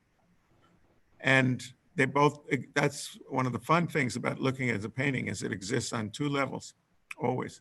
Mm-hmm. But that is not, I don't think it is the way that Chinese paintings are made. I think that they're made to be more flat. Yeah, we call that silhouette or the shadow or profile kind of, because when you put a bamboo in front of the window in a moonlit night, you Yeah. see a shadow, cast shadow on the window paper, and then they painted that. That was the inspiration of bamboo painting, I think. So we don't do the light effect like the 3D effect in Western painting, but we do see light as as everything like in a backlit situation. It's just like a profile. We just do the contour of things. Well, what I think that, perspective, Western perspective, it was not discovered until the Renaissance. Exactly. And the reason is because it had to do with discovering how the eye works rather than how the mind works. Because when the mind sees a house close up and far away, it sees it you see it in your mind. Yeah. And so therefore you don't see the size of it, you see that it's a house. Mm-hmm. Instead of that's a small house. It's a house, whether it happens to be smaller when it's further away, but we know that it's the same size in our mind. Mm-hmm. So our mind corrects for the fact that it's smaller and sees it as bigger, just as big as any house. Mm-hmm. And by the way, and so when Chinese and Japanese prints and artworks first became available in Europe, Mm-hmm. in a mass production, which was at the end of the 19th century, the painters, the French painters, the post-impressionists, they understood immediately when they looked at it and they saw, oh, this is how the mind sees things, not how the eye sees things. Oh, that's interesting. And that was how they, the post-impressionists were extremely, there was no post-impressionism without Chinese and Japanese influence. Yeah. It was very I big. saw some copies by Van Gogh of Japanese print. Yeah. And Toulouse-Lautrec was, his whole way of composing things was very much based on. And so yeah, go ahead. So we in terms of mind, so we are more logical than the Western art, because we think the house is smaller than the tree, or than the mountain. No, I don't think it's logic. I don't think it's logic. I think it's actually has more to do with, it's more natural, and it's just. It's like building a miniature landscape in a potted bonsai. Every element is in proportion, and then you just arrange it in your composition. Can we create a new? How do we get rid of this so we can create something new? Hello, Bill and Henry. Yes. Yes. There is a question from audience. Yes. Can Bill please comment on the small semicircle in the thin vertical line? Probably you already erased it. Oh yeah. No, I think I think you. It's this one here, right? It's that one. Let me get the. That's a half circle, right? That's a semicircle. It's probably that one. Yeah. That's yes, correct. That's a great question. I love that question because it's so specific, and it does get to the point, which is, as I mentioned, we want diversity, we want variation. The enemy of art is boredom, and so we're trying to make interest, to create interest for the eye and for the mind, and the interest has to do with the way the different elements are interacting. When I say interacting, I mean they're having a conversation. And we were talking about this yesterday when we were doing this. And I said, if you were having a conversation with somebody, you wouldn't repeat what they said after them. As a matter of fact, that's a very funny thing to do if you want to drive someone crazy. And you have to say something different. And if you want to make the conversation really interesting, you say something really different. And so it's a kind of a ping pong thing, a conversation. And when you make a composition, it's like a conversation, and you're playing ping pong with the different lines. So they have to speak to each other. And you also don't want to turn around and talk to the wall either. So this, I'm trying to make this speak to what was there before. And I could have made it go the other direction, but that wouldn't be speaking to this as much. It would be talking a little more to the wall. Because in lines and compositions, you have direction. So every time I make a shape, and I'm going to show you what I mean. Let's see if I can do it. Yeah, now I use the arrow. So everything has a direction. This has that kind of a direction. Yeah, we call it the tendencies. Yeah. And so,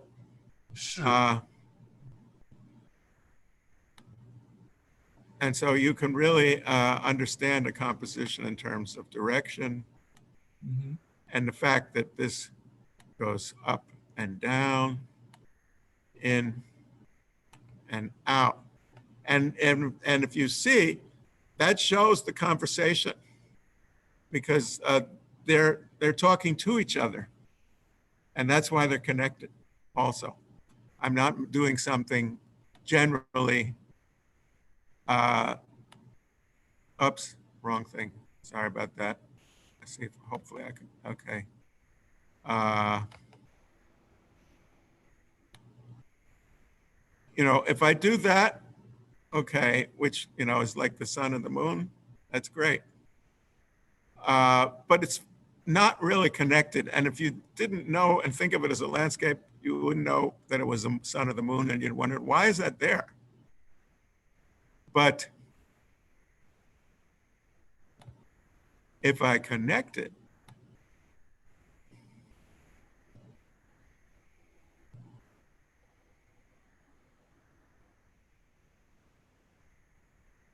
then it's in the conversation. It's not off in a room by itself. So, so all these choices of direction and connection are to create a conversation between the various elements in terms of spaces and in terms of the lines. The lines are the most powerful thing are the lines. And so we should always avoid isolated shape. Well, we have to be careful of always, because once you know the rules, then you can learn how to break them creatively. But if you don't know the rules, you don't know why anything looks the way it does, and why the life force of the picture behaves the way it does, or why it dies, or why it is alive. You might make one that's really great and you wouldn't know why, and you might make one that's terrible and not know why. But if you understand that there are principles of perception at work, that's how you can make progress in your work, because you start to understand. And that's what, you know, that's what I want to just make a point before I forget, because we're talking about the perspective in Chinese painting and how that influenced the post-impressionists. And I just want to mention, then Picasso came to Paris in, you know, I can't remember, I think 1905, maybe it was a little earlier. And he saw the post-impressionists who were being exhibited in the one or two really advanced galleries. And he understood what they had understood from Chinese art, which was that you can see things with your mind instead of with your eye.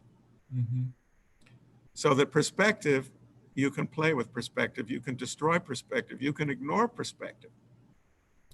And he was, you know, the genius that he couldn't have ever done what he had done without the post-impressionists, Van Gogh and Cézanne and Degas and the rest. But he was the one who took it all, and he created what became modern art of the 20th century by understanding all the research that they had done. And a lot of that research was based on understanding Eastern art and the different principles of perspective. So the different principles of Chinese perspective, in a sense, leads right to Cubism. Because in Cubism, when you look at a face, you can not only see the front of the face, but you can put in the back of the face.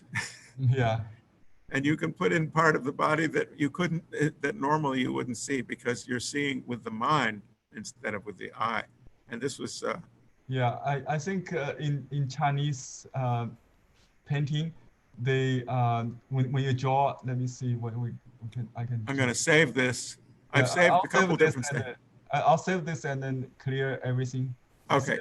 And clear all joins.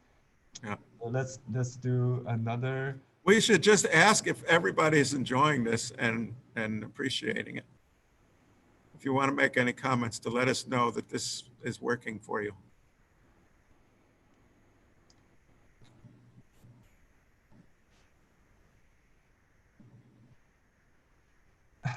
So when Qi Baishi, the most famous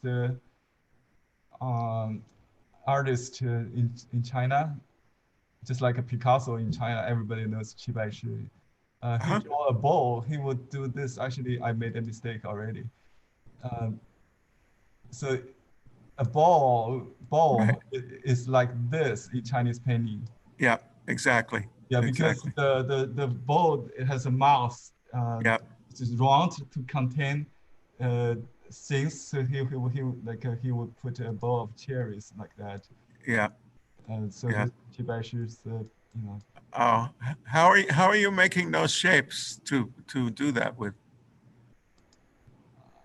I just use the drawing the thicker pen. Oh, okay. Format, Oh, I see. in Okay. format, yeah, you can draw with this. Oh, in format. Oh, I get it. All right, I missed that. Okay. Well, so this is great because what you just showed was the original question of this webinar, which is how to East and West meet, because this is Picasso traveling back around to China. So Yeah. it's a full circle. Yeah. And of course, that's what happened in the 20th century because of modern communications and opening up of societies. Then all these different cultures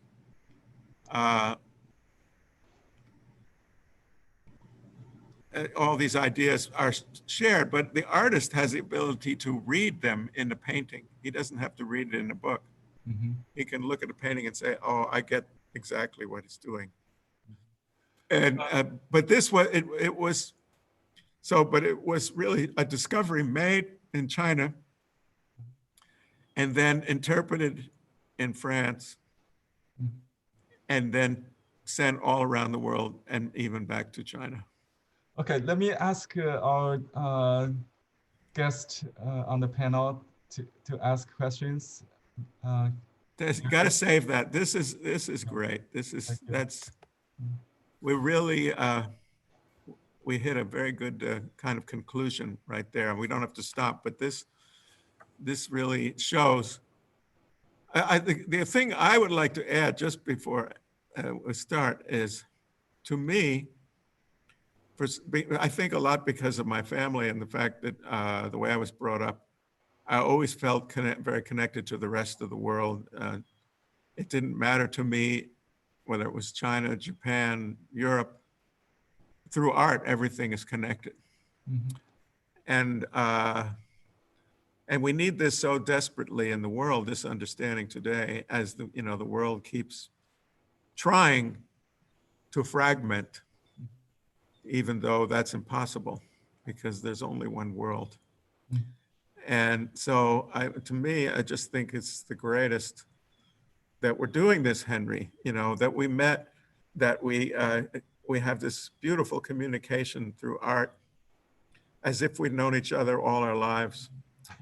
And even though we're coming from opposite sides of the world and drastically different cultural starting points. And I think, this is what the world has to learn. And art, it seems to be one of the ways that it already is happening.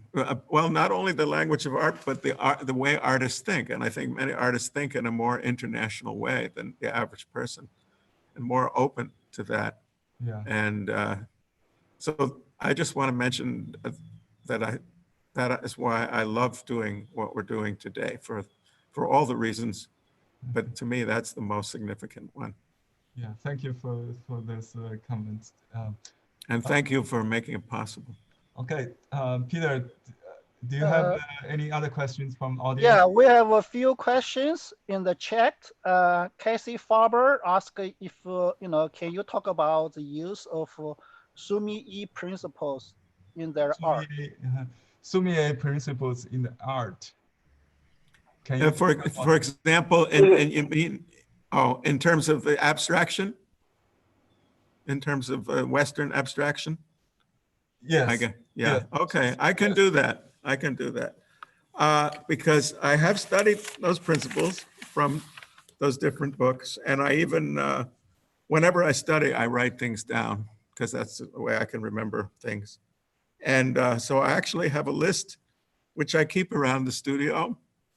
I can show it in the camera. Mm-hmm. It's not very neat. It's not very pretty. And I think it's a Xerox copy of the notes, because sometimes I can't find a pen around the studio, so it's written in some chalk. But so at the top it says Qiyun Sheng Tong, life movement, spirit residence. Right. I know I can't pronounce it with a good accent. Life movement produce resonance. So I want to put up one of my paintings again to do this, so I can talk about it in regards to a painting. So I'm going to go to here, and I'm going to go back to this one because it's my newest painting I'm most happy with. And can you see that now? We can see the thumbnail. Okay, you maybe you can do it again with the other window. You open the individual. Oh, I don't know. Just open that image, and then you can stop sharing and then start over. Let me stop you again. Just do it again. You can double click. Oh yeah, double. Okay, do it again. Just open the image first, and then you share that small window with the image. Okay. Is that working? Yes. Okay. So the say it one more time so I can learn how to pronounce it. Qi Yun Sheng Tung. Qi Yun Shen Dong. Qi Yun Sheng Tung. Very good. Okay. Life, movement, spirit, resonance. That's exactly what I'm trying to do in this painting. Exactly. There is no better word for it. There's life, there's movement, there's spirit, the resonance. Things are vibrating together. So the question becomes how to do that. Okay. So some of the other principles are naturalness, effortlessness, and I try, the way I work, to keep that light, even though this is very crowded. But if you stop and look in each individual area, you know, I like it to look almost accidental, almost like I was sleepwalking, maybe. Mm-hmm. Not too deliberate. Mm-hmm. It's very difficult. Yeah. Go ahead, Henry. Like a vintage, like something old, aged. Yeah, also the texture and the color is rough. Right. And, but, you know, there's the principle of yin yang, the unity of opposites. So like I was showing in the composition, all these different things are having a very elaborate conversation with each other. I mean, it's probably one of my most advanced paintings in a way, and you have to look at it, even I have to look at it for a long time to even see what's going on. So it's telling a story. But there are, you know, there's also when you, in Chinese painting, you have, and I'm not going to pronounce this right either, but Changfa, compositional grouping. Zhangfa means the composition. Yeah. Yeah. Placement. So, yeah. So, you know, where you see, and can I get an arrow on this? Yeah. Okay. Can you see my pointer? Yes. Okay. So there are still areas, big areas. For example, this up on top is a big sort of rectangular trapezoid of light color. Mm-hmm. And here's another one down here, darker color. And you'll notice it's very subtle, but there is a feeling of vertical and horizontal. Mm-hmm. Also here is vertical, I mean horizontal, vertical. So there's also the principle of equilibrium of tensions. So I try to create a lot of tension, but I like it to have a sense of balance. Again, these principles, they are the principles of Chinese painting, but they're also the principles in nature. When you walk through the forest, you see these things. All right, we were talking about depth before and how a Chinese painting, which I love this idea of 3 different depths. San Yuan. Yeah. Yeah. So, and it's still kind of shallow. There's not a deep depth. Mm-hmm. Maybe there's only 2, maybe there's 3, but there's at least 2. You have the these vertical. These sort of calligraphic lines sit right on the front, on top of everything. Yeah. And then you have most of the colors is a second level behind them. And then maybe the dark blacks is like a third level.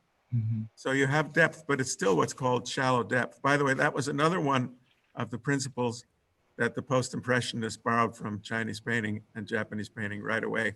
Shallow depth, and the whole of Cubism uses the principle of shallow depth. So it's sort of saving. So there's also the idea of structure, which is that called shi? Structure? Structure, sure, yeah. Sure. You mean like a structure tendency, right? Structural tendency. Yeah, yeah.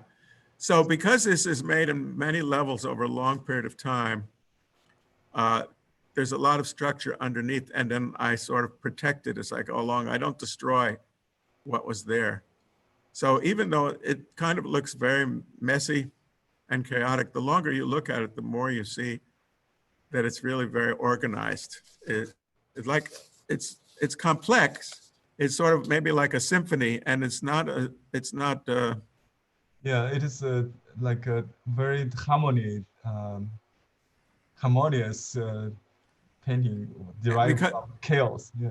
Yeah, but it's, there are some symphonies like a Mozart symphony, they're very clean. And then there are, more messy symphonies, like say Mahler or somebody like that, or even Stravinsky. And these are more like that.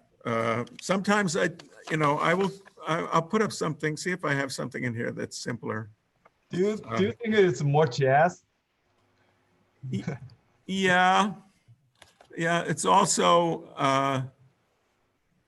it's like, but it's like what's called free jazz. I mean, this is not meant to be neat and clean. It's meant to be like life today in the world is kind of messy and chaotic.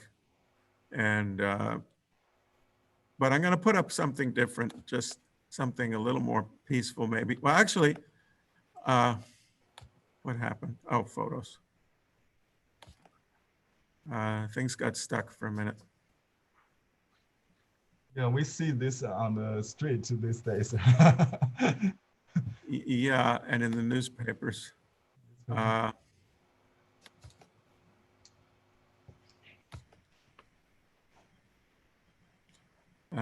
don't know why this is, I just have to, sorry. Stop sharing or? All right, I'll stop share and then I'll do it again. Okay.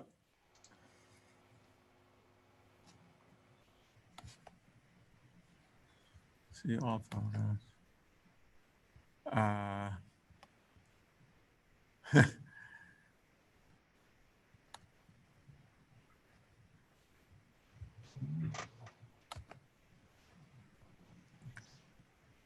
Well, I should have.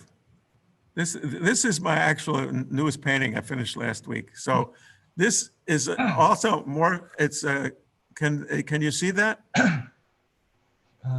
No. Okay. I'm trying to share another thing. Okay, try it again.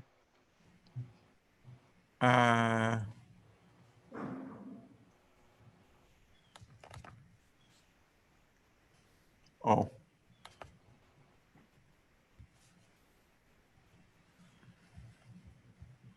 I don't know why it didn't work, but I guess I have to share first.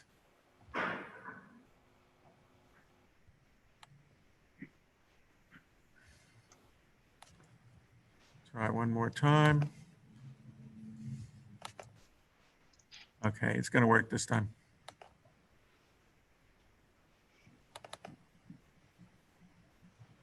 Okay. Double click it to enlarge it. Yeah, and this time I'm actually going to enlarge it inside so you can see some of the detail more. And then you can see how each little thing is kind of speaking. There's, every place is working together also on the microcosm level. Mm-hmm.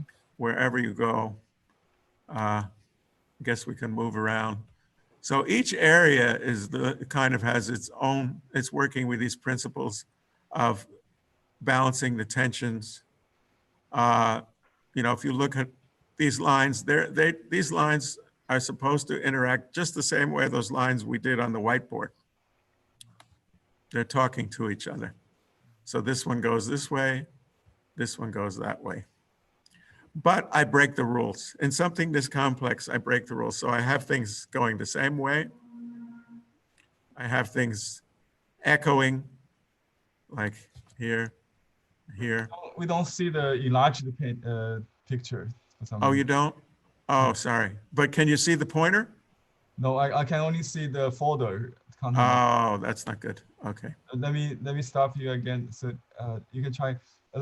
I can maybe help you if you tell me which one. I may have that on my computer as well. Let me. Okay, that's good. Yeah. Is that working now? Yeah, that's very good. Very clear. Yeah. Okay. And can you see my pointer? Yes, we can. Oh, okay. So I was talking about the fact that I break the rules. So I have, these things are very similar. Well, they are going opposite direction, but they're very similar. Mostly things work against each other, but sometimes they do echo each other. And, you know, all right, here's a crash right here. I go right through an intersection. Here's a crash where and the line ends and where it meets another line. So at this stage, I can break the rules and I don't get punished for it because I know the rules. Then what else can I say? Okay, so, but there's some Chinese principles I am not using, which I should use. For example, voids and solids, Kung. Sure. And well, in a way I'm using that. If we go back, if I can get this smaller again, I don't know how to make it smaller.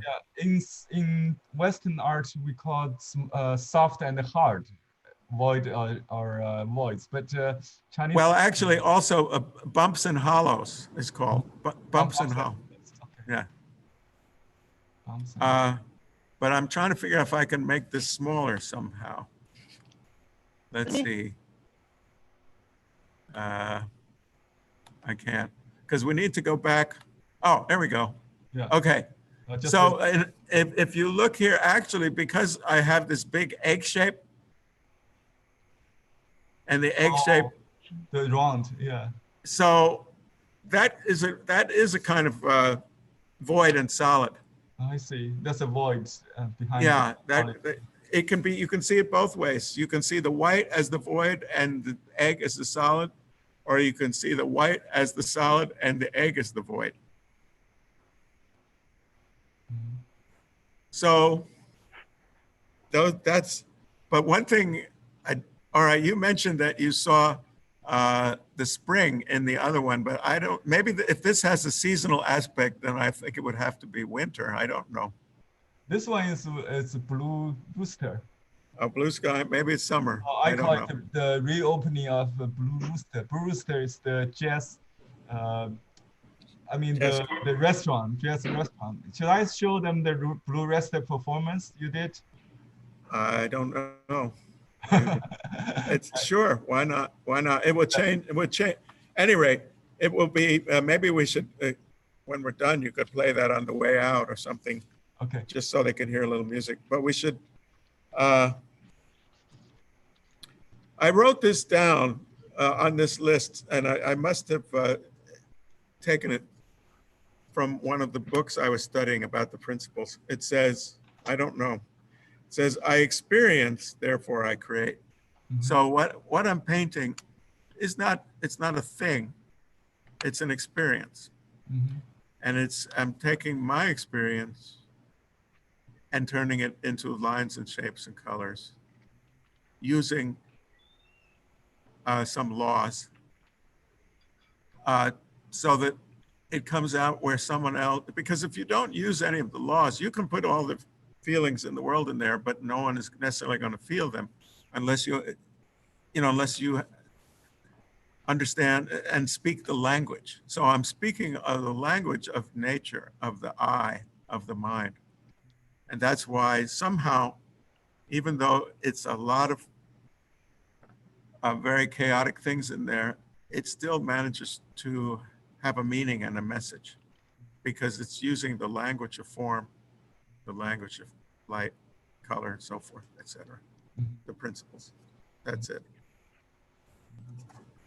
I can't say anymore. Okay, thanks for answering that question. And Peter, any other questions? Yes. Casey Farber asked another question. Can you speak to incense? Did you see the? Did you see the chat? Yeah. No, okay. Oh yeah. Yeah. I got. Oh my God. Talk to you directly. Oh. There's all kinds of things. I haven't been looking at the chat. Wow. Okay. Yeah. While you're reading that, let me read a comment from Chuck. The connection between Bill and Henry is the brushwork. I see Kathy asked if there's an essence. Okay. Okay. To unleash the essence. Is that the question? Yes. Oh, okay. Great question. Deep question. I'll put up another. Oh, wait. Wrong button. Wait a second. Technical pause. I'm going to put up a different painting. Actually, well, I'm going to put something. Oh, here, this is good for essence. Okay. That actually is one of my newer figure drawings that I did since we talked.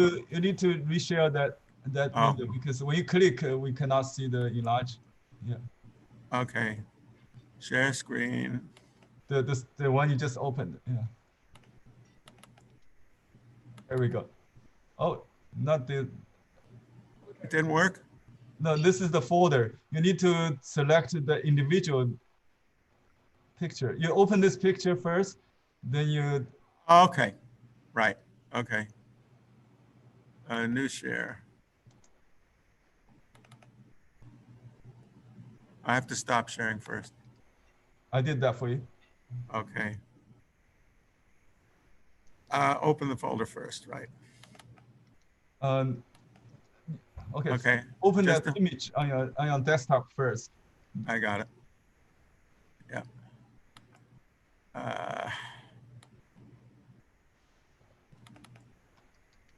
Wrong.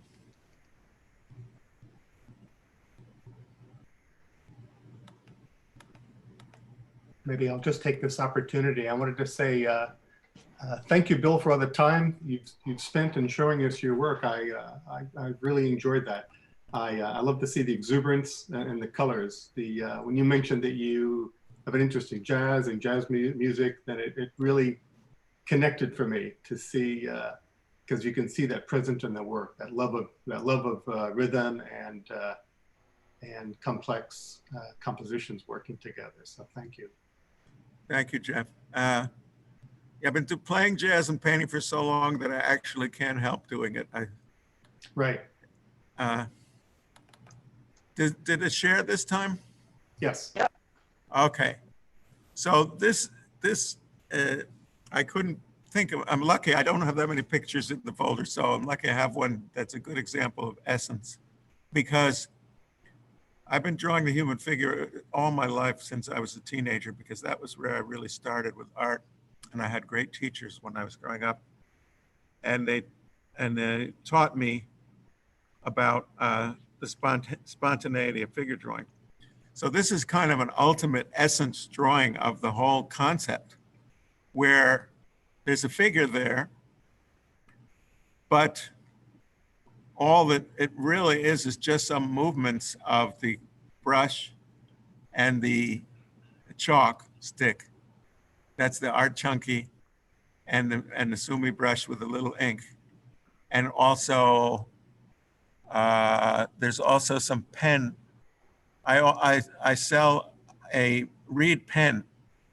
I will show that to you afterwards, and it looks to me like that's some reed pen lines in there. So there's first of all, there's three different media, three different tools, two media. So it's trickier and more complicated than when you first look at it to get to that.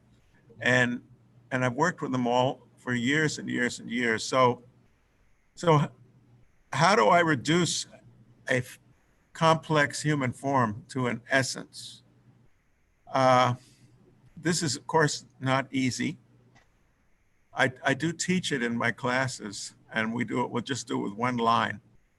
And there's some very famous drawings by Picasso where he did animals, camels and rabbits and things that are very recognizable, but he did it with just one line. So that's how I teach it. How to make a drawing with just one line is a very good way. It forces you to go to find the essence. And the essence comes back to the Xi Yun Sheng Tung. It comes back to trying to capture the movement and the life of something rather than how it looks. And this is directly from my studying of the books on Chinese art. It's painting how something behaves rather than how it looks. That's getting to the essence. And I think that's very much what Chinese and Japanese art too are about, getting much more than Western art. That's why it's simpler and getting to the essence. And the essence can be described by the word behavior rather than appearance. So somehow, and then how do you do that on a piece of paper is training your eye and your mind and your hand to record behaviors, to actually behave like the thing. So my hand, in a sense, is behaving. My eye, my mind, and my hand. When I draw the figure, it's very strange. You might find it strange, but I actually inhabit the figure. I sort of become the figure I'm drawing. I'm a man and it's a woman's body. But when I'm drawing it, I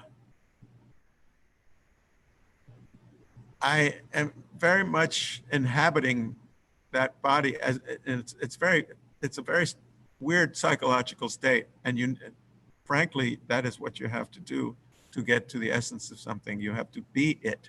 Stop there. That's the one. That's another essence drawing. And most of my drawings, it's not about the essence necessarily. I might capture some, but I'm not thinking about it. But that's the only thing I'm going for. And okay. I think it's wonderful too. So the thing is, to get at the essence of something, you become it in your mind and you inhabit it, and it actually enters into your hand. Yep. And you become the extension of that behavior, that movement. And you're just,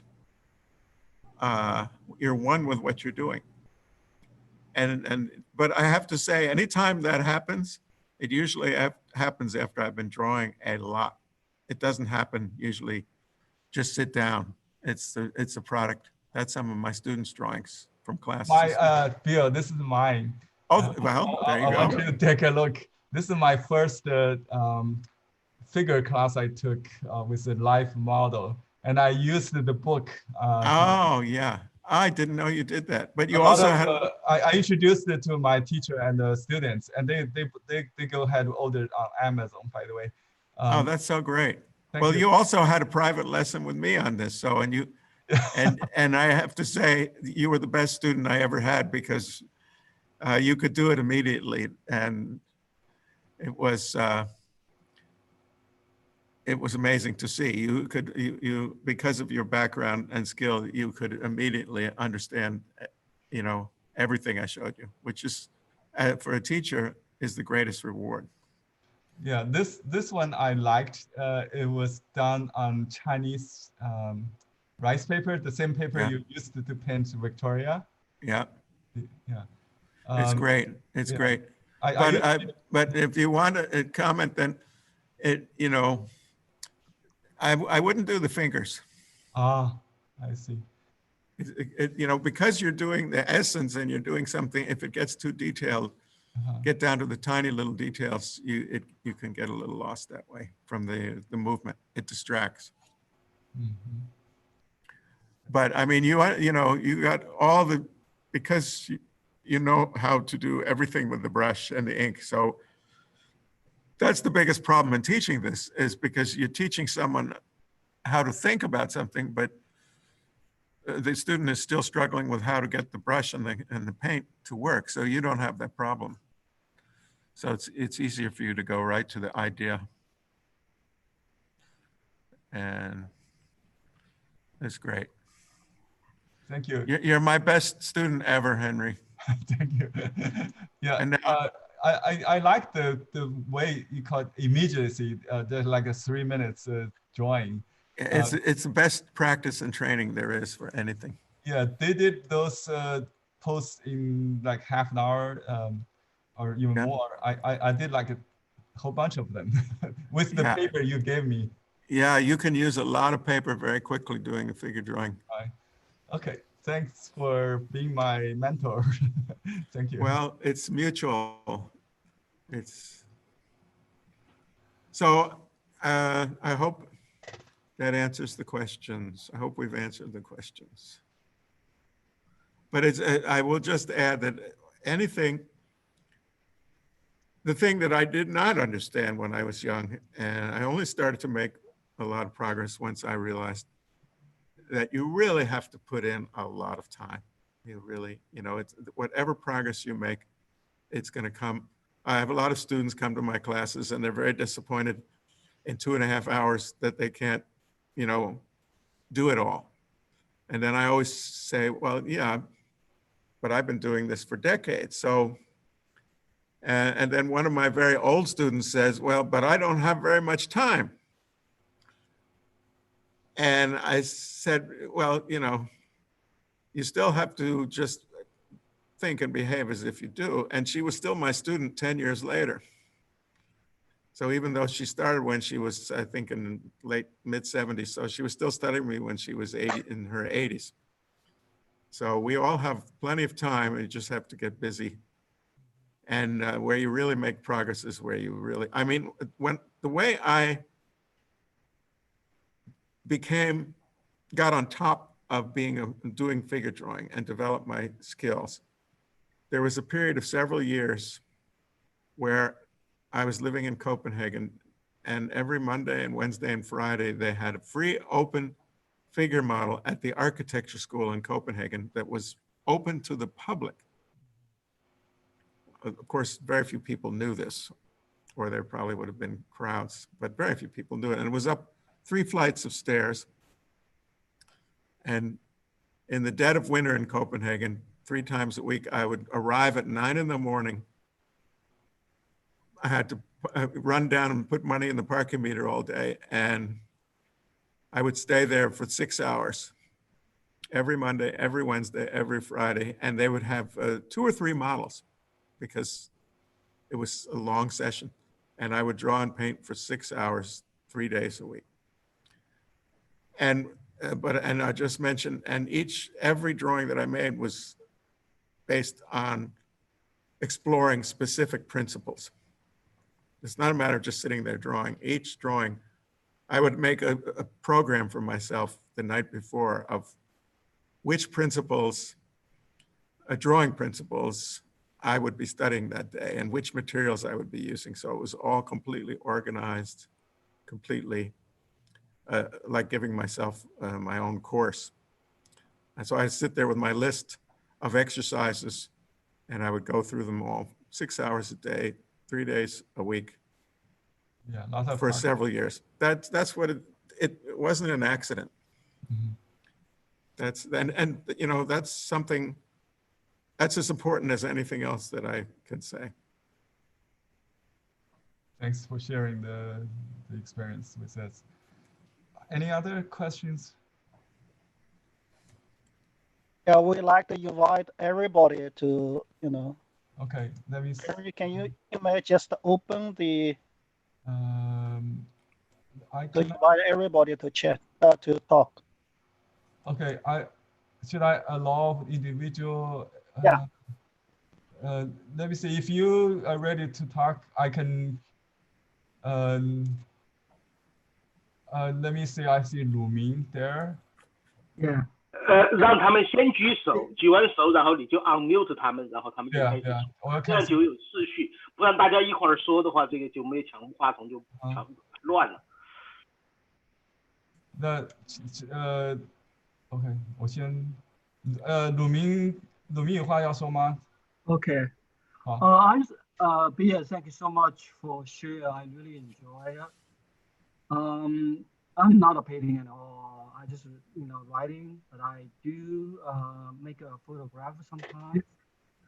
I look at your biography. I just want to know if you can talk a little bit about how mentally, this, you mention you are Dada list or Daozi or the, I don't know how to pronunciation the Chanzhong Zhang, how those influence, everybody have age and have a personality. Relate to myself, for example, I feel like when I get older, I don't have much motivation. Let's say, for example, I write a piece of stuff. And not like when I was young, I want to send out to publish or whatever. Now I don't feel, personally, I don't have, that's my problem. I don't have motivation to do that. I just write it more like a personal release, that's all. So I just want to ask you, I look at you, online, the link, and I'm assuming you are older than me, but I'm not want to review your age, but I'll just say, how do you overcome all this? That's my question. So how to overcome lack of motivation? Is that the question? Yeah. I personally, because I feel like I really lack the motivation to do that. Although I keep writing, I take a photograph, but I don't have like any motivation to really push myself. Let's say, because I like to just share with my friends. That's all. When I was young, let's say I started very late. I started writing at 34. And take a photograph, even late. I probably take some interesting photograph like 40 something, So my first book was probably my first novel published. I was 47 already. So now I really don't have like, you know what I mean.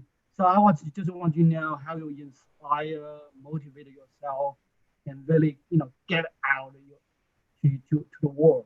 That's my question.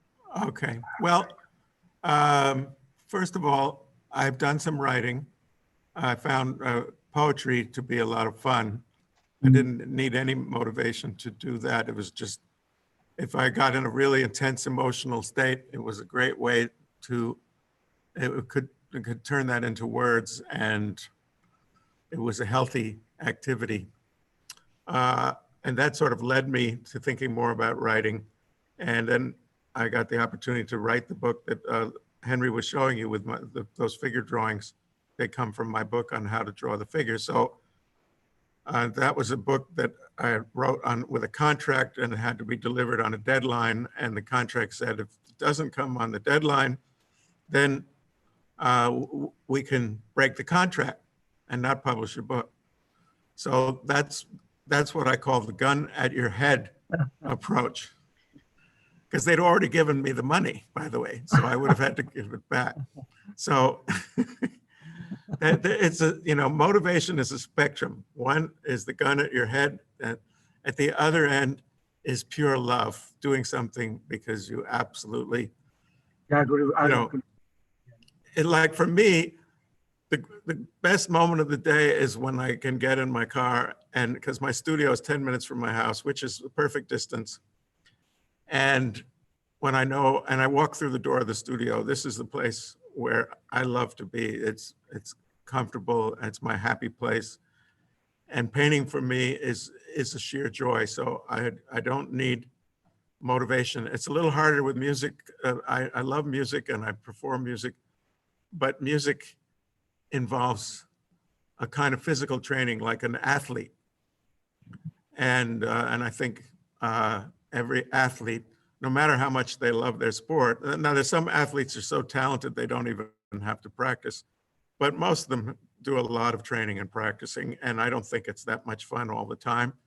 And so that's still a little bit of a gun in your head. If you're doing it professionally and you want to keep your job, you have to practice. And it's the same with music. When you play with other musicians, if you, you know, there's an old saying, if I don't practice for one day, it's not a big problem. If I don't practice 2 days, I notice it. You know, if I don't practice for 3 days, everyone notices it. So, so I think for many artists, it's the pride in what they do drives them. But I have to say that all these kinds of drives they're born out of discomfort. You know, there's an expression calling it, what makes the pearl is the sand in the oyster. So if you don't have any sand, if you're comfortable and happy, it's very hard to make art. I'm not saying impossible. And so most of the motivation comes from, you feel, you know, you're driven by some sand, something that makes you do it. So, but there are artists who I admire, and I try to be one now at this age. I'm a little closer. I'm not as frustrated as I used to be in life. And to make something just out of love, which means it's sheer fun. It's like just, I'm doing this because it's fun. It's so much fun. I'd rather be here than anywhere else. Now, this brings me full circle back to writing. I think writing, I have friends who are writers, and I've studied writing myself, and I have found that I think writers have the most problem with this of any artist that I know. It's very hard and lonely. When I'm painting, I have lots of fun things around. Paints are fun to play with. Yeah, I think so, yeah. But when you've got just the keyboard and a screen, it's a very dry, and it doesn't work to be dry. So you have to find it exciting and fun. That's the secret to motivation, is excitement and fun. And when I started writing that book that I had to write, I could only write 4 hours a day, which is a lot, but I was on a deadline. And as we got closer to the deadline, I had to write 10 hours a day. Wow. And what happened after a while, this is funny, is it became fun finally. Finally, I would rather be at the computer writing than anything else. And that was a pity when I had to stop, then I lost that again. And when I said to my editor, I want to do another one, she said, because she knows how much torture it is, she said, "You do?" Like, are you crazy? So, but if you do something, if you want to get yourself writing, and you have two choices. You either whip yourself, you put the gun at your head, and you discipline yourself. And if you're doing it for professional, then that's what you do. And if you're doing it for fun, then you do it. You find a way to convince yourself that it's fun, and make it fun when you do it. Never do it as a kind of torture. Do it and one way to do that, of course, is to think of either something fun to write about or a fun way to write. You know, instead of a painful way to write, write about something that maybe it wouldn't be great literature. Maybe it's just going to be about your children coming for a visit, or your grandchildren, or something very simple, but that would be fun to think about and also, if you want to get down to really just strategic, if you have to try to trick yourself, if you really want to do this, then sometimes you have to trick your mind. You have to get around your barrier by playing tricks on yourself. So one way is just to say, because writing for 2 hours is painful and hard, writing for 1 hour is painful and hard, I'm just going to write for 5 minutes. And you just write you put a timer and write for 5 minutes. It's painless. And you do that every day or 3 days a week. And a month later, you look and you see you've actually written something. And so, you know, the mind requires, you have to be strategic about yourself. It isn't just, I'm just going to be who I am and then it's going to happen. It's more like, there's some things I would like to be that I'm not, and I have to figure out some way. It's like, it's like going on a diet. You have to convince yourself in some way or another to enjoy not eating that extra piece of cake. Thank you, Bill. Yeah, I think I do writing. I think two things. First, yeah, as you say, I love writing, so that's why I still keep writing. Yeah.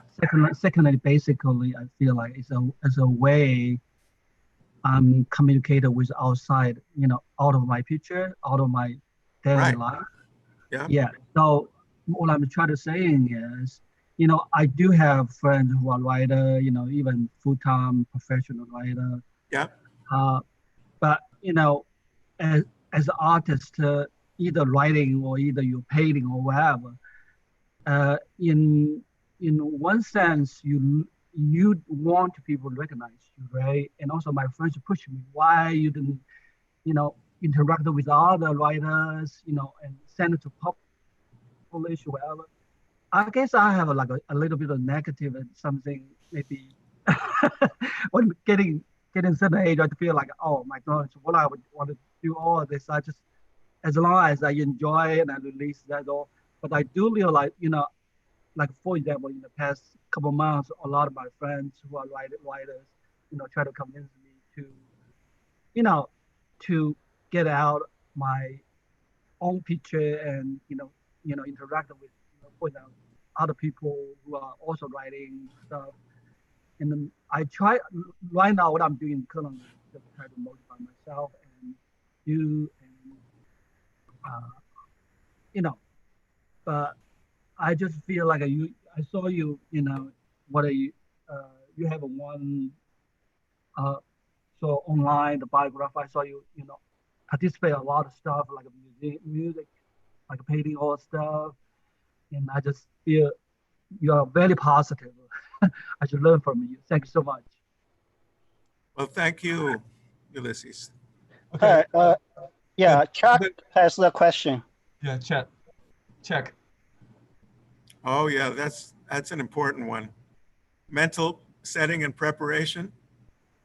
Is that the question? No, check. Are you there? Your turn. You can take that question, Bill. That's super important. I didn't even mention that. Mental, Alan T says, do you make mental or setting preparation right before the actual execution? If I could write yes across the screen in the biggest letters that I could write them, my God, yes, it's all about that. Like I said, when I was doing the figure drawing, the night before, I would make a list of what I was going to do. The beauty of having a place to work, that you always work in the same place, helps. And a lot of writers, for example, going back to the other question, they have a place that they work and a time that they work, and they have it all set up just the way they like. That helps so you don't have to prepare as much, because just when you come, the place itself will put you out of habit in the right mental state. But I always have to, and I teach this in my classes, you have to switch gears. And I always have to switch out of my everyday functioning gear into my art mind gear. And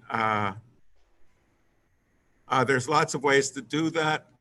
I had many discussions with artist friends about how they do this. One said what they do is they come in the studio and they start cleaning up. That, clean up the mess that they've made. It's a good way to get in the right state of mind. It's just being in your workplace. You can do whatever you need to do, but you have to pay attention. If sometimes I come to the studio and I will sit there for 3 hours and go home and do nothing. And I don't lift, I don't draw one line. I just sit there because I can't get in the right mental state to work. And I just go home. And other times I come in and we'll go through various stages. Sometimes I put on some special music or read for an hour or do anything to just get a break from my outside life so I get my mind really clear and empty and relaxed. And so you develop your own little tricks again, how to treat your mind, treat yourself, to get yourself, because you want to be in a very, what I call a pure state when you work, where you're not distracted and thinking about anything else, and you're very concentrated on what you're trying to do, and also have an actual idea of what you're trying to do. That's the most important thing. I never lift the brush unless I actually know what I'm going to do, even if what I'm going to do is, all right, now I'm going to move the brush knowing nothing. Even that would be a decision, a conscious decision. So I believe very much, I have a name for my process. It's called drawing with a guiding principle. So I always have an idea in mind and an idea. And never, even if I were writing, playing music, I always decide before I start, this is what I'm trying to accomplish. Otherwise, it's a waste of time for me. Good advice. Thank you, Bill. Okay, I think Chuck has a question for me. Is that, he said, connection between Bill and Henry is the brushwork. The mediums are very different. Bill can work on one painting for years, whereas Henry may maybe a couple of days. Does Henry ever work on a particular composition over many years by doing it over and over? Yes, the Yangtze River Bridge, my first project, took me 28 versions to reach that. Yeah. So if you look at the first one and the last one is very different. So in the process, I learned, I transcended from a beginner student to a pretty good, perspective Western, painting, and then into a more idealistic social surrealism kind of. You can exaggerate things. So in the process, you learn a lot by repeating the same theme in different principles, like Bill suggests. Yeah, and that takes discipline and motivation. Right, and that was a desire. Yeah, for a show, for exhibition, it's usually take me like if I try to produce a showpiece, it'll take dozens of trials to get at least satisfied by myself, let alone the jurors. And you never know what the juror likes anyway. It's much easier to get motivated when you have to deliver something in some way. A deadline, yeah, a show, drawing a show or some deadline, event, yeah. So and teaching is also very important motivation for me to polish my painting skills. Any other questions? Let me see. Let the panelist speaking. Okay. Let me. So, Xiachun, Chunxia. Oh, hello. Yeah, shall we use English? I guess, right? Yeah. Yeah, I really enjoy this this talk, and really appreciate Bill, right? Give and also demonstrate instead of just talking about right your feeling, your work, and also demonstrate the process. And it's I believe it's very critical because for Chinese traditionally, I think we are kind of a natural born and have a blood, right, or have a gene on Chan or Zen, right? Because Zen is Japanese introduced from Japanese, especially in 60s by Suzuki, right? Have an influence. That was the first book I read. Right, right. Yeah. I follow that path, right? How Suzuki influenced U.S. culture and create a culture fusion. It's a kind of a different, and in Chinese version it's also different because Chinese traditionally is a Taoism, right? And when Buddhism came to China, it's a foreign culture, and it's hard to accept because it's too logic. Or there's a lot. It's a big issue, big topic. I don't want to expand, but the Chinese just cleverly find out there's a joint. There's a joint we can connect from the India, right? From Indian culture, Right. Culture and traditional Taoism. That is a Chan. That's why I mentioned this. Right. First is a kind of root, and for Chinese is why kind of a coined in our gene. Yeah. And yeah. And also is very interesting because when I watch your demonstration, I think oh wow, this is quite right because China is a practice, it's not a theory, it's not a thought, it's not never a thought, right? It's really a practice, especially when we experience the traditional Chinese calligraphy. Yeah. Right? When we watch for myself, I spent in my childhood, I think just like like Henry, right? And in our childhood, we spent years and to get involved in this traditional Chinese culture. I remember I spent about 10 years practice calligraphy, and then later on I tried to do the you have one the seal, right?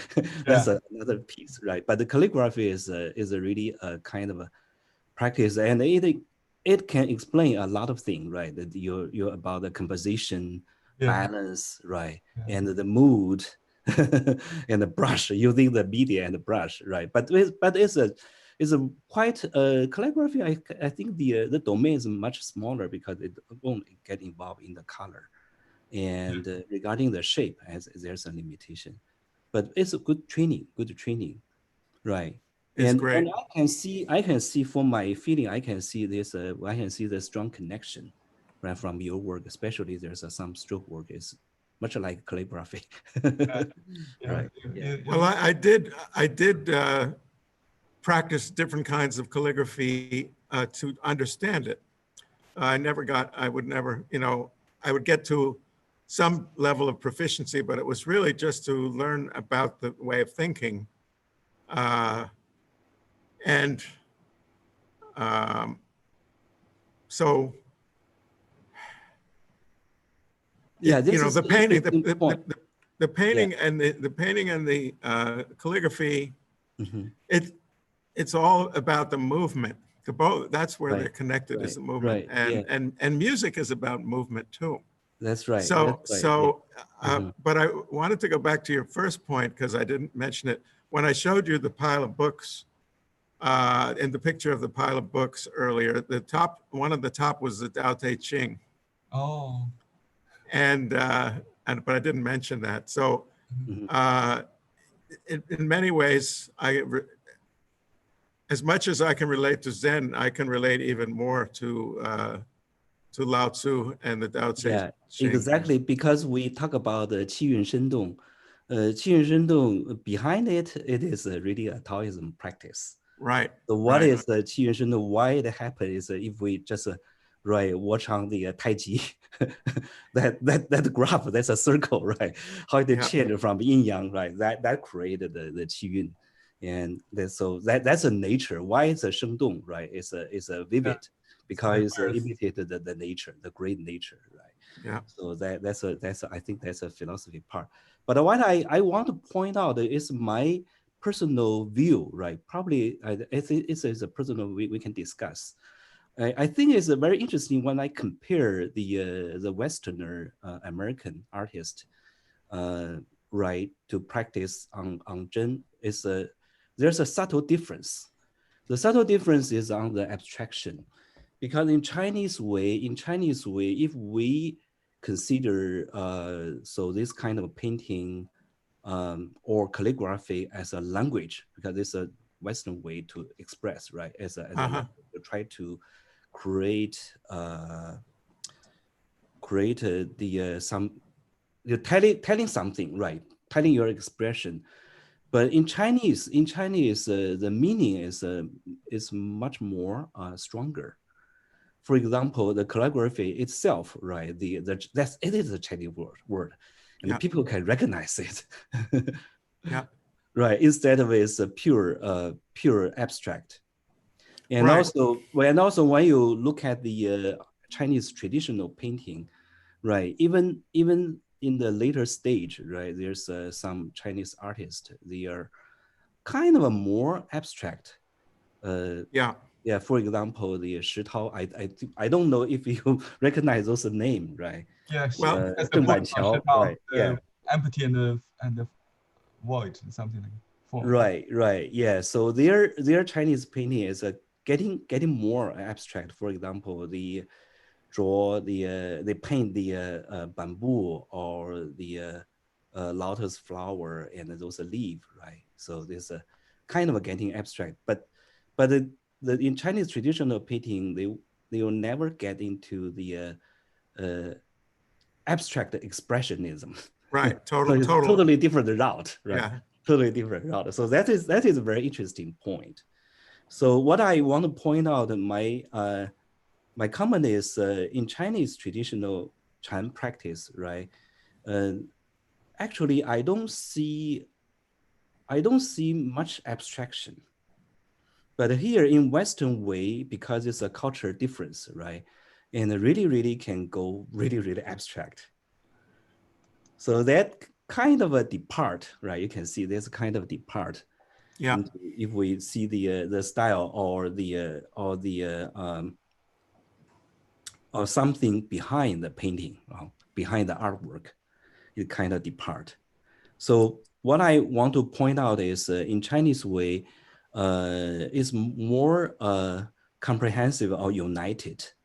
When there's artwork can connect to the meaning, connect to its environment, because we see a lot of work, right? It's not just one single entity. Especially when you should be in China, right? You see these those gardens, Suzhou garden. That's a root. Actually, that's a root from the Japanese garden is not original. No. Chinese, No. right. It's you see the one piece of stone, right? The architecture, a pond, right, and the painting hanging on the wall, right? Everything is united, and then is well connected to the great nature and the human being, the self.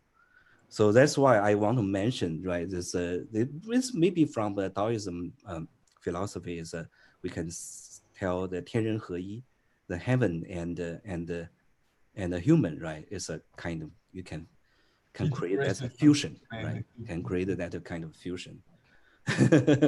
Well, so some random thought. Okay. No, I understand what you're saying, and it's interesting because really abstract art is not that popular in America either, or anywhere in the world today. It's not the main, it's not mainstream. It's a side stream, and but for me, if I was not a painter, I probably would have read the book by D.T. Suzuki, and that would have been as far as I went studying Zen. For me, the whole interest of Zen was the connection to painting, rather than how to live. Although I found it useful to think in that regard, but mostly my interest, it's so close to the artistic way of thinking. And, oh, there you go. Yeah, I forgot to turn on. Oh, okay. It's very nice looking in your photo, but you're even nicer looking in real life. So nice to see you. So I can't speak for any other abstractionists or for Western abstractionists, or as a matter of fact, I don't feel that related to them even. I don't think Western abstraction, it did grow out of a superficial understanding of Zen. And some of the first abstractionists were much more influenced actually by surrealism and the connection with European surrealism and the automatic writing and Freud and things like that. So for some reason, I feel that the Zen connection and for me, when it comes to Taoism, I find that much more useful in my life as to learn how to flow with the currents of life. I find that a very useful way of thinking and to be harmonious. But in the painting, I think more in terms of Zen, kind of this unity of action, between the mind and the body. And so for me, the painting is kind of like a Zen act. And the painting is just an after effect, just like of becoming one with what I'm doing. Yeah, exactly. Because that's why in the traditional Chinese scholar, right, everyone, yeah, there's a lot of painters, calligrapher, grader, right? It's a part of practice, but their real job is government official. Yeah, and also I can appreciate even today I didn't get chance to have your show, right, the music show, but I can really appreciate the jazz, right? The jazz is, well, in my feeling is of my understanding, jazz is also could be a very good Zen practice, because it's so right creative, right, in the process, right? You're just not you never try to just play by the book, follow the code, right? That's not jazz. Right. Well, it's I would call it group Zen. Right, that's right, exactly. And it's especially the jam, right? I would like to do, right, really appreciate the really like the jam part of jazz. Yeah. Right? So, but it's very beautiful. difficult, Right. difficult to do it well and right.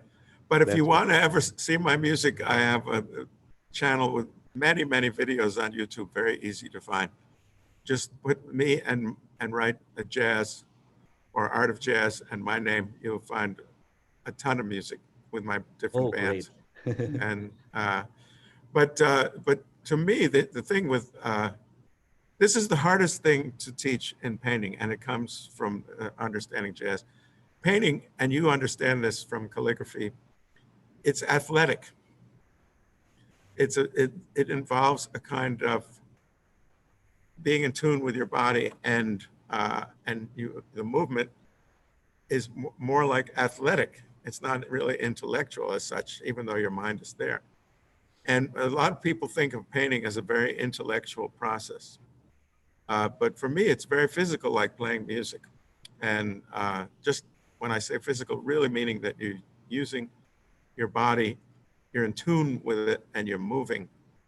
And the movement is the key for everything. And in painting, I mean, in music to me is much harder than painting, because you have to train athletically just, all the time to stay in shape. And you do it with other people, so then you have the complications of other people. But the one way in which I've connected with Zen is because it's happening right now all the time. I mean, when you're playing, you're working in microseconds with other people, where you have to respond. You have to be right there in the moment to make the music. If your mind wanders off, the music gets lost. And so in that way, I like that. It's a way to get into the present. When you're playing in the music, you're in the present. This is what I learned from today. Your talk is because I didn't pay too much attention on the time dimension. So during your demo, right, you talk about the time, right, and also when you talk about your painting, right, this is very interesting. If we say this is a 4-dimension world, right, this is another dimension. Yeah, it's a critical. Yeah, that's a reality. Time is also a reality. Yeah, great. Really appreciate. Yeah. Well, I think it's just so amazing that we can communicate from one side of the world to the other like this, across cultures, across time and space. It's the greatest. It's the best. Yeah, we had the comments from Italy. Clara has left. Yeah, he said the same thing. I love that artists across the world are connected in this way, and it feels good to be part of that. Yeah, exactly. Last 2 short questions, short answer Okay. questions. I'll try. Not my forte. Peter, do you have the question ready, or we? I don't have question, but I like to thank you and Bill very much for the wonderful talk. Thank you for initiated. Thank you, Peter, for making it work. Yeah, and I think that's the format of the future. Okay. It looks like it. It looks like it. So that means we have to do this again. Yes. Yeah. Gary, do you have any final comment? Oh, no, not really. I've like I said a little earlier, I've really enjoyed it. I'm Bill, I'm a watercolorist myself. I do landscape painting, but Oh, I see some beautiful things in the background. Yeah. But I work in, but I work on Chinese rice paper with Chinese ink and watercolor and gouache, and I do American landscapes. So, you know, I mean, our works are somewhat different, but I completely agree with you know, your you know, what you've said here, and I'd love to hear the story of how you got where you are today, you know, and the inspiration that went in there, and it really resonated with me, and I appreciate that. Yep, it's not always easy. No, it takes a while. As you say, you got to put in the time. Yeah, but it's worth it. Okay. Well, this, you know, Henry, thank you so much for thinking of doing this and inviting me and enabling me to meet your lovely friends and associates. I'm really happy to meet you all. And so I hope we do it again. Yeah, we'll try to make a different time. Maybe people can, for different part of the world, can join us. Okay, yeah. Okay. Yeah. Thank you for your wonderful lecture and demo, everything. I learned a lot. I will start to practice some abstract art from now on. And thank you for being our guide in that direction. Yeah. I'll be very excited to see what you do, Henry. Okay, I can't wait. I will show you when it comes up. Okay, let's keep connected on social media and see each other. And those of you out there who are not, we should connect. If you use Facebook, connect on Facebook, Instagram. So we stay connected. Yeah. Okay, I'm going to share some music from Bill. Mr. Lu Ming, This is not typical, however, of what I do, because this is blues. You were there on a blues night. Oh, which one you want to show? This is a blues, yeah. Well, you know, if you want to see more typical stuff, you have to go to YouTube. But this is fun. This is kind of a sideline. I have one from YouTube. Let me pull that one out. The groove. Let me see. Hold on. I do have that in my collection here. So not this album. Let me just go to the video. Let's see, videos.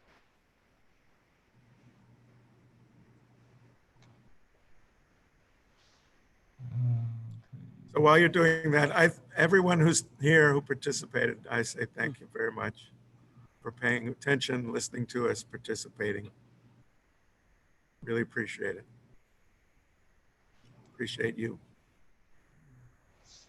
I think, let me just replay the poetry again, because that has the background. No, put the blues on. It's fun anyway. Okay, the blues is okay. Okay. And I want to see it too. It's a tape you made, I think. So let me see. When you were there. Music or computer sound only. Share. Oh, so now I can play the music. Let me see. I'm sharing the sound only, so you can still talk, I think. You want to be fun to I see have the jazz, Art of Jazz album. The first one is bluesy. The second is all blues. So yeah, you can put either one of those on. Then it's not a video. Then it's just my music. It's my CDs.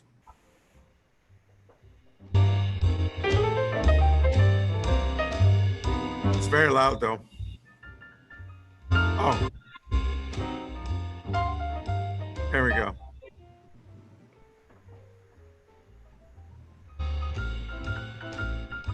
Oh, yeah.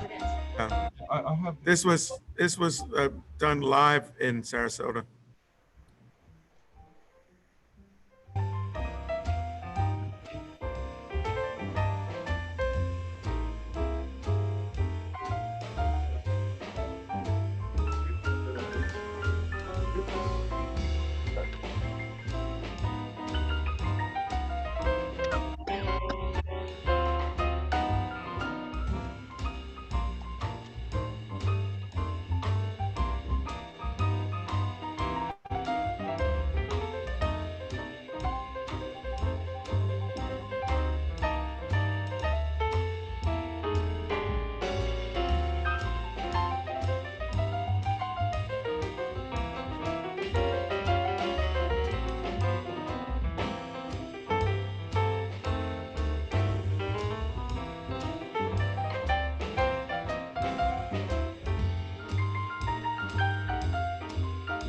Bill, which one you want to share the videos? Oh, okay. Actually, I think The More I See You is this one. The More I See You is The more good. I see you, this first one. Yeah, it's fairly recent. It's from within the last year, and it's. Do you have the sound? Yeah. If we talk, though, the sound goes off, so I won't talk.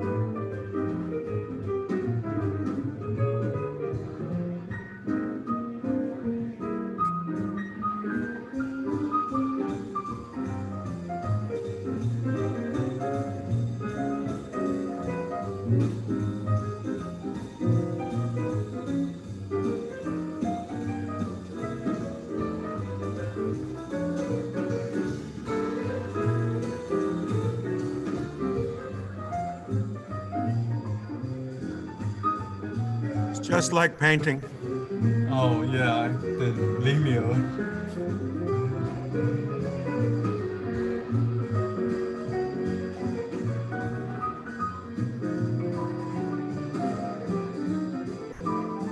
I'm having a painting exhibition in the room right now, in that room where that piano is in that hotel.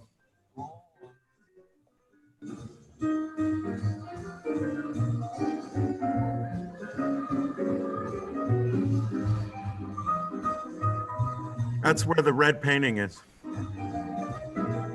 Oh, I see.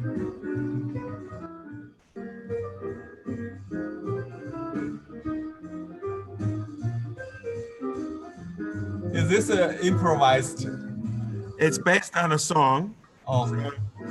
And it's just like when you do a painting of a you know, an orchid. Each time, this is a theme, and so I'm doing, you know, variations on that theme. Variations. And it has certain harmonies that remain the same, but what I can do with the melody is different. And the other guys know what they're doing really well.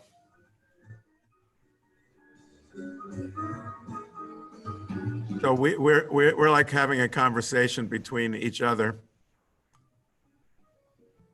even though we don't look like it. It takes a lot of concentration.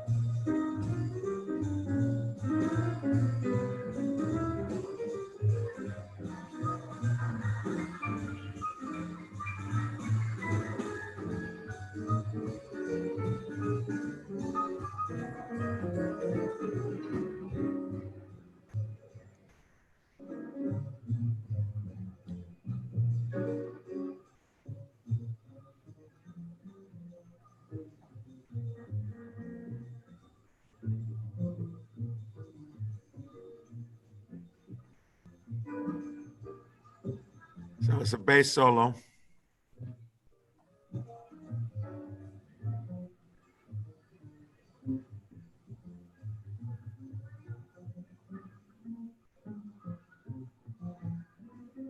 Victoria has bought a set of drums. It's a great instrument. Yeah.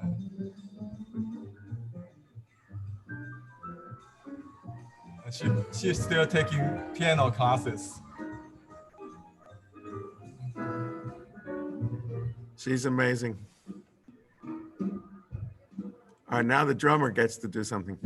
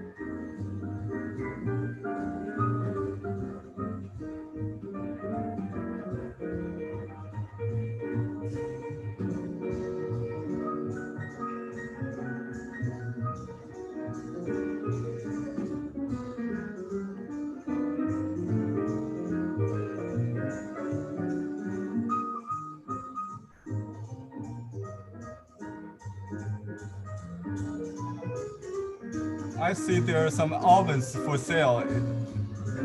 So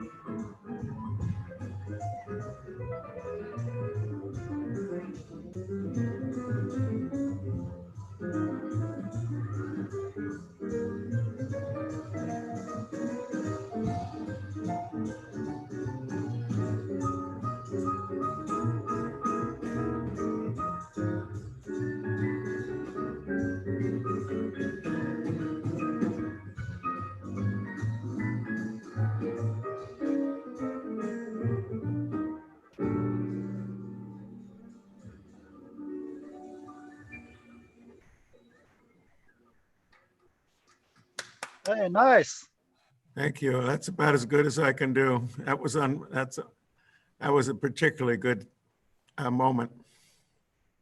Thank you for sharing that moment with us on YouTube. Is like very outgoing. Well, thank you all again. And I guess we all need to go on with our lives. Yeah. Thank you, everybody. Yeah. Thank you, Bill. It's nice All right. talk. Same. Till next time. Yeah, see you more next time. Bye-bye. Be well, everyone. Yeah, keep staying well. Thanks to Henry too. Yeah. Let me end For the organization. Okay. Oh, Bye. thank you, Henry, so much. Thank you for your typing.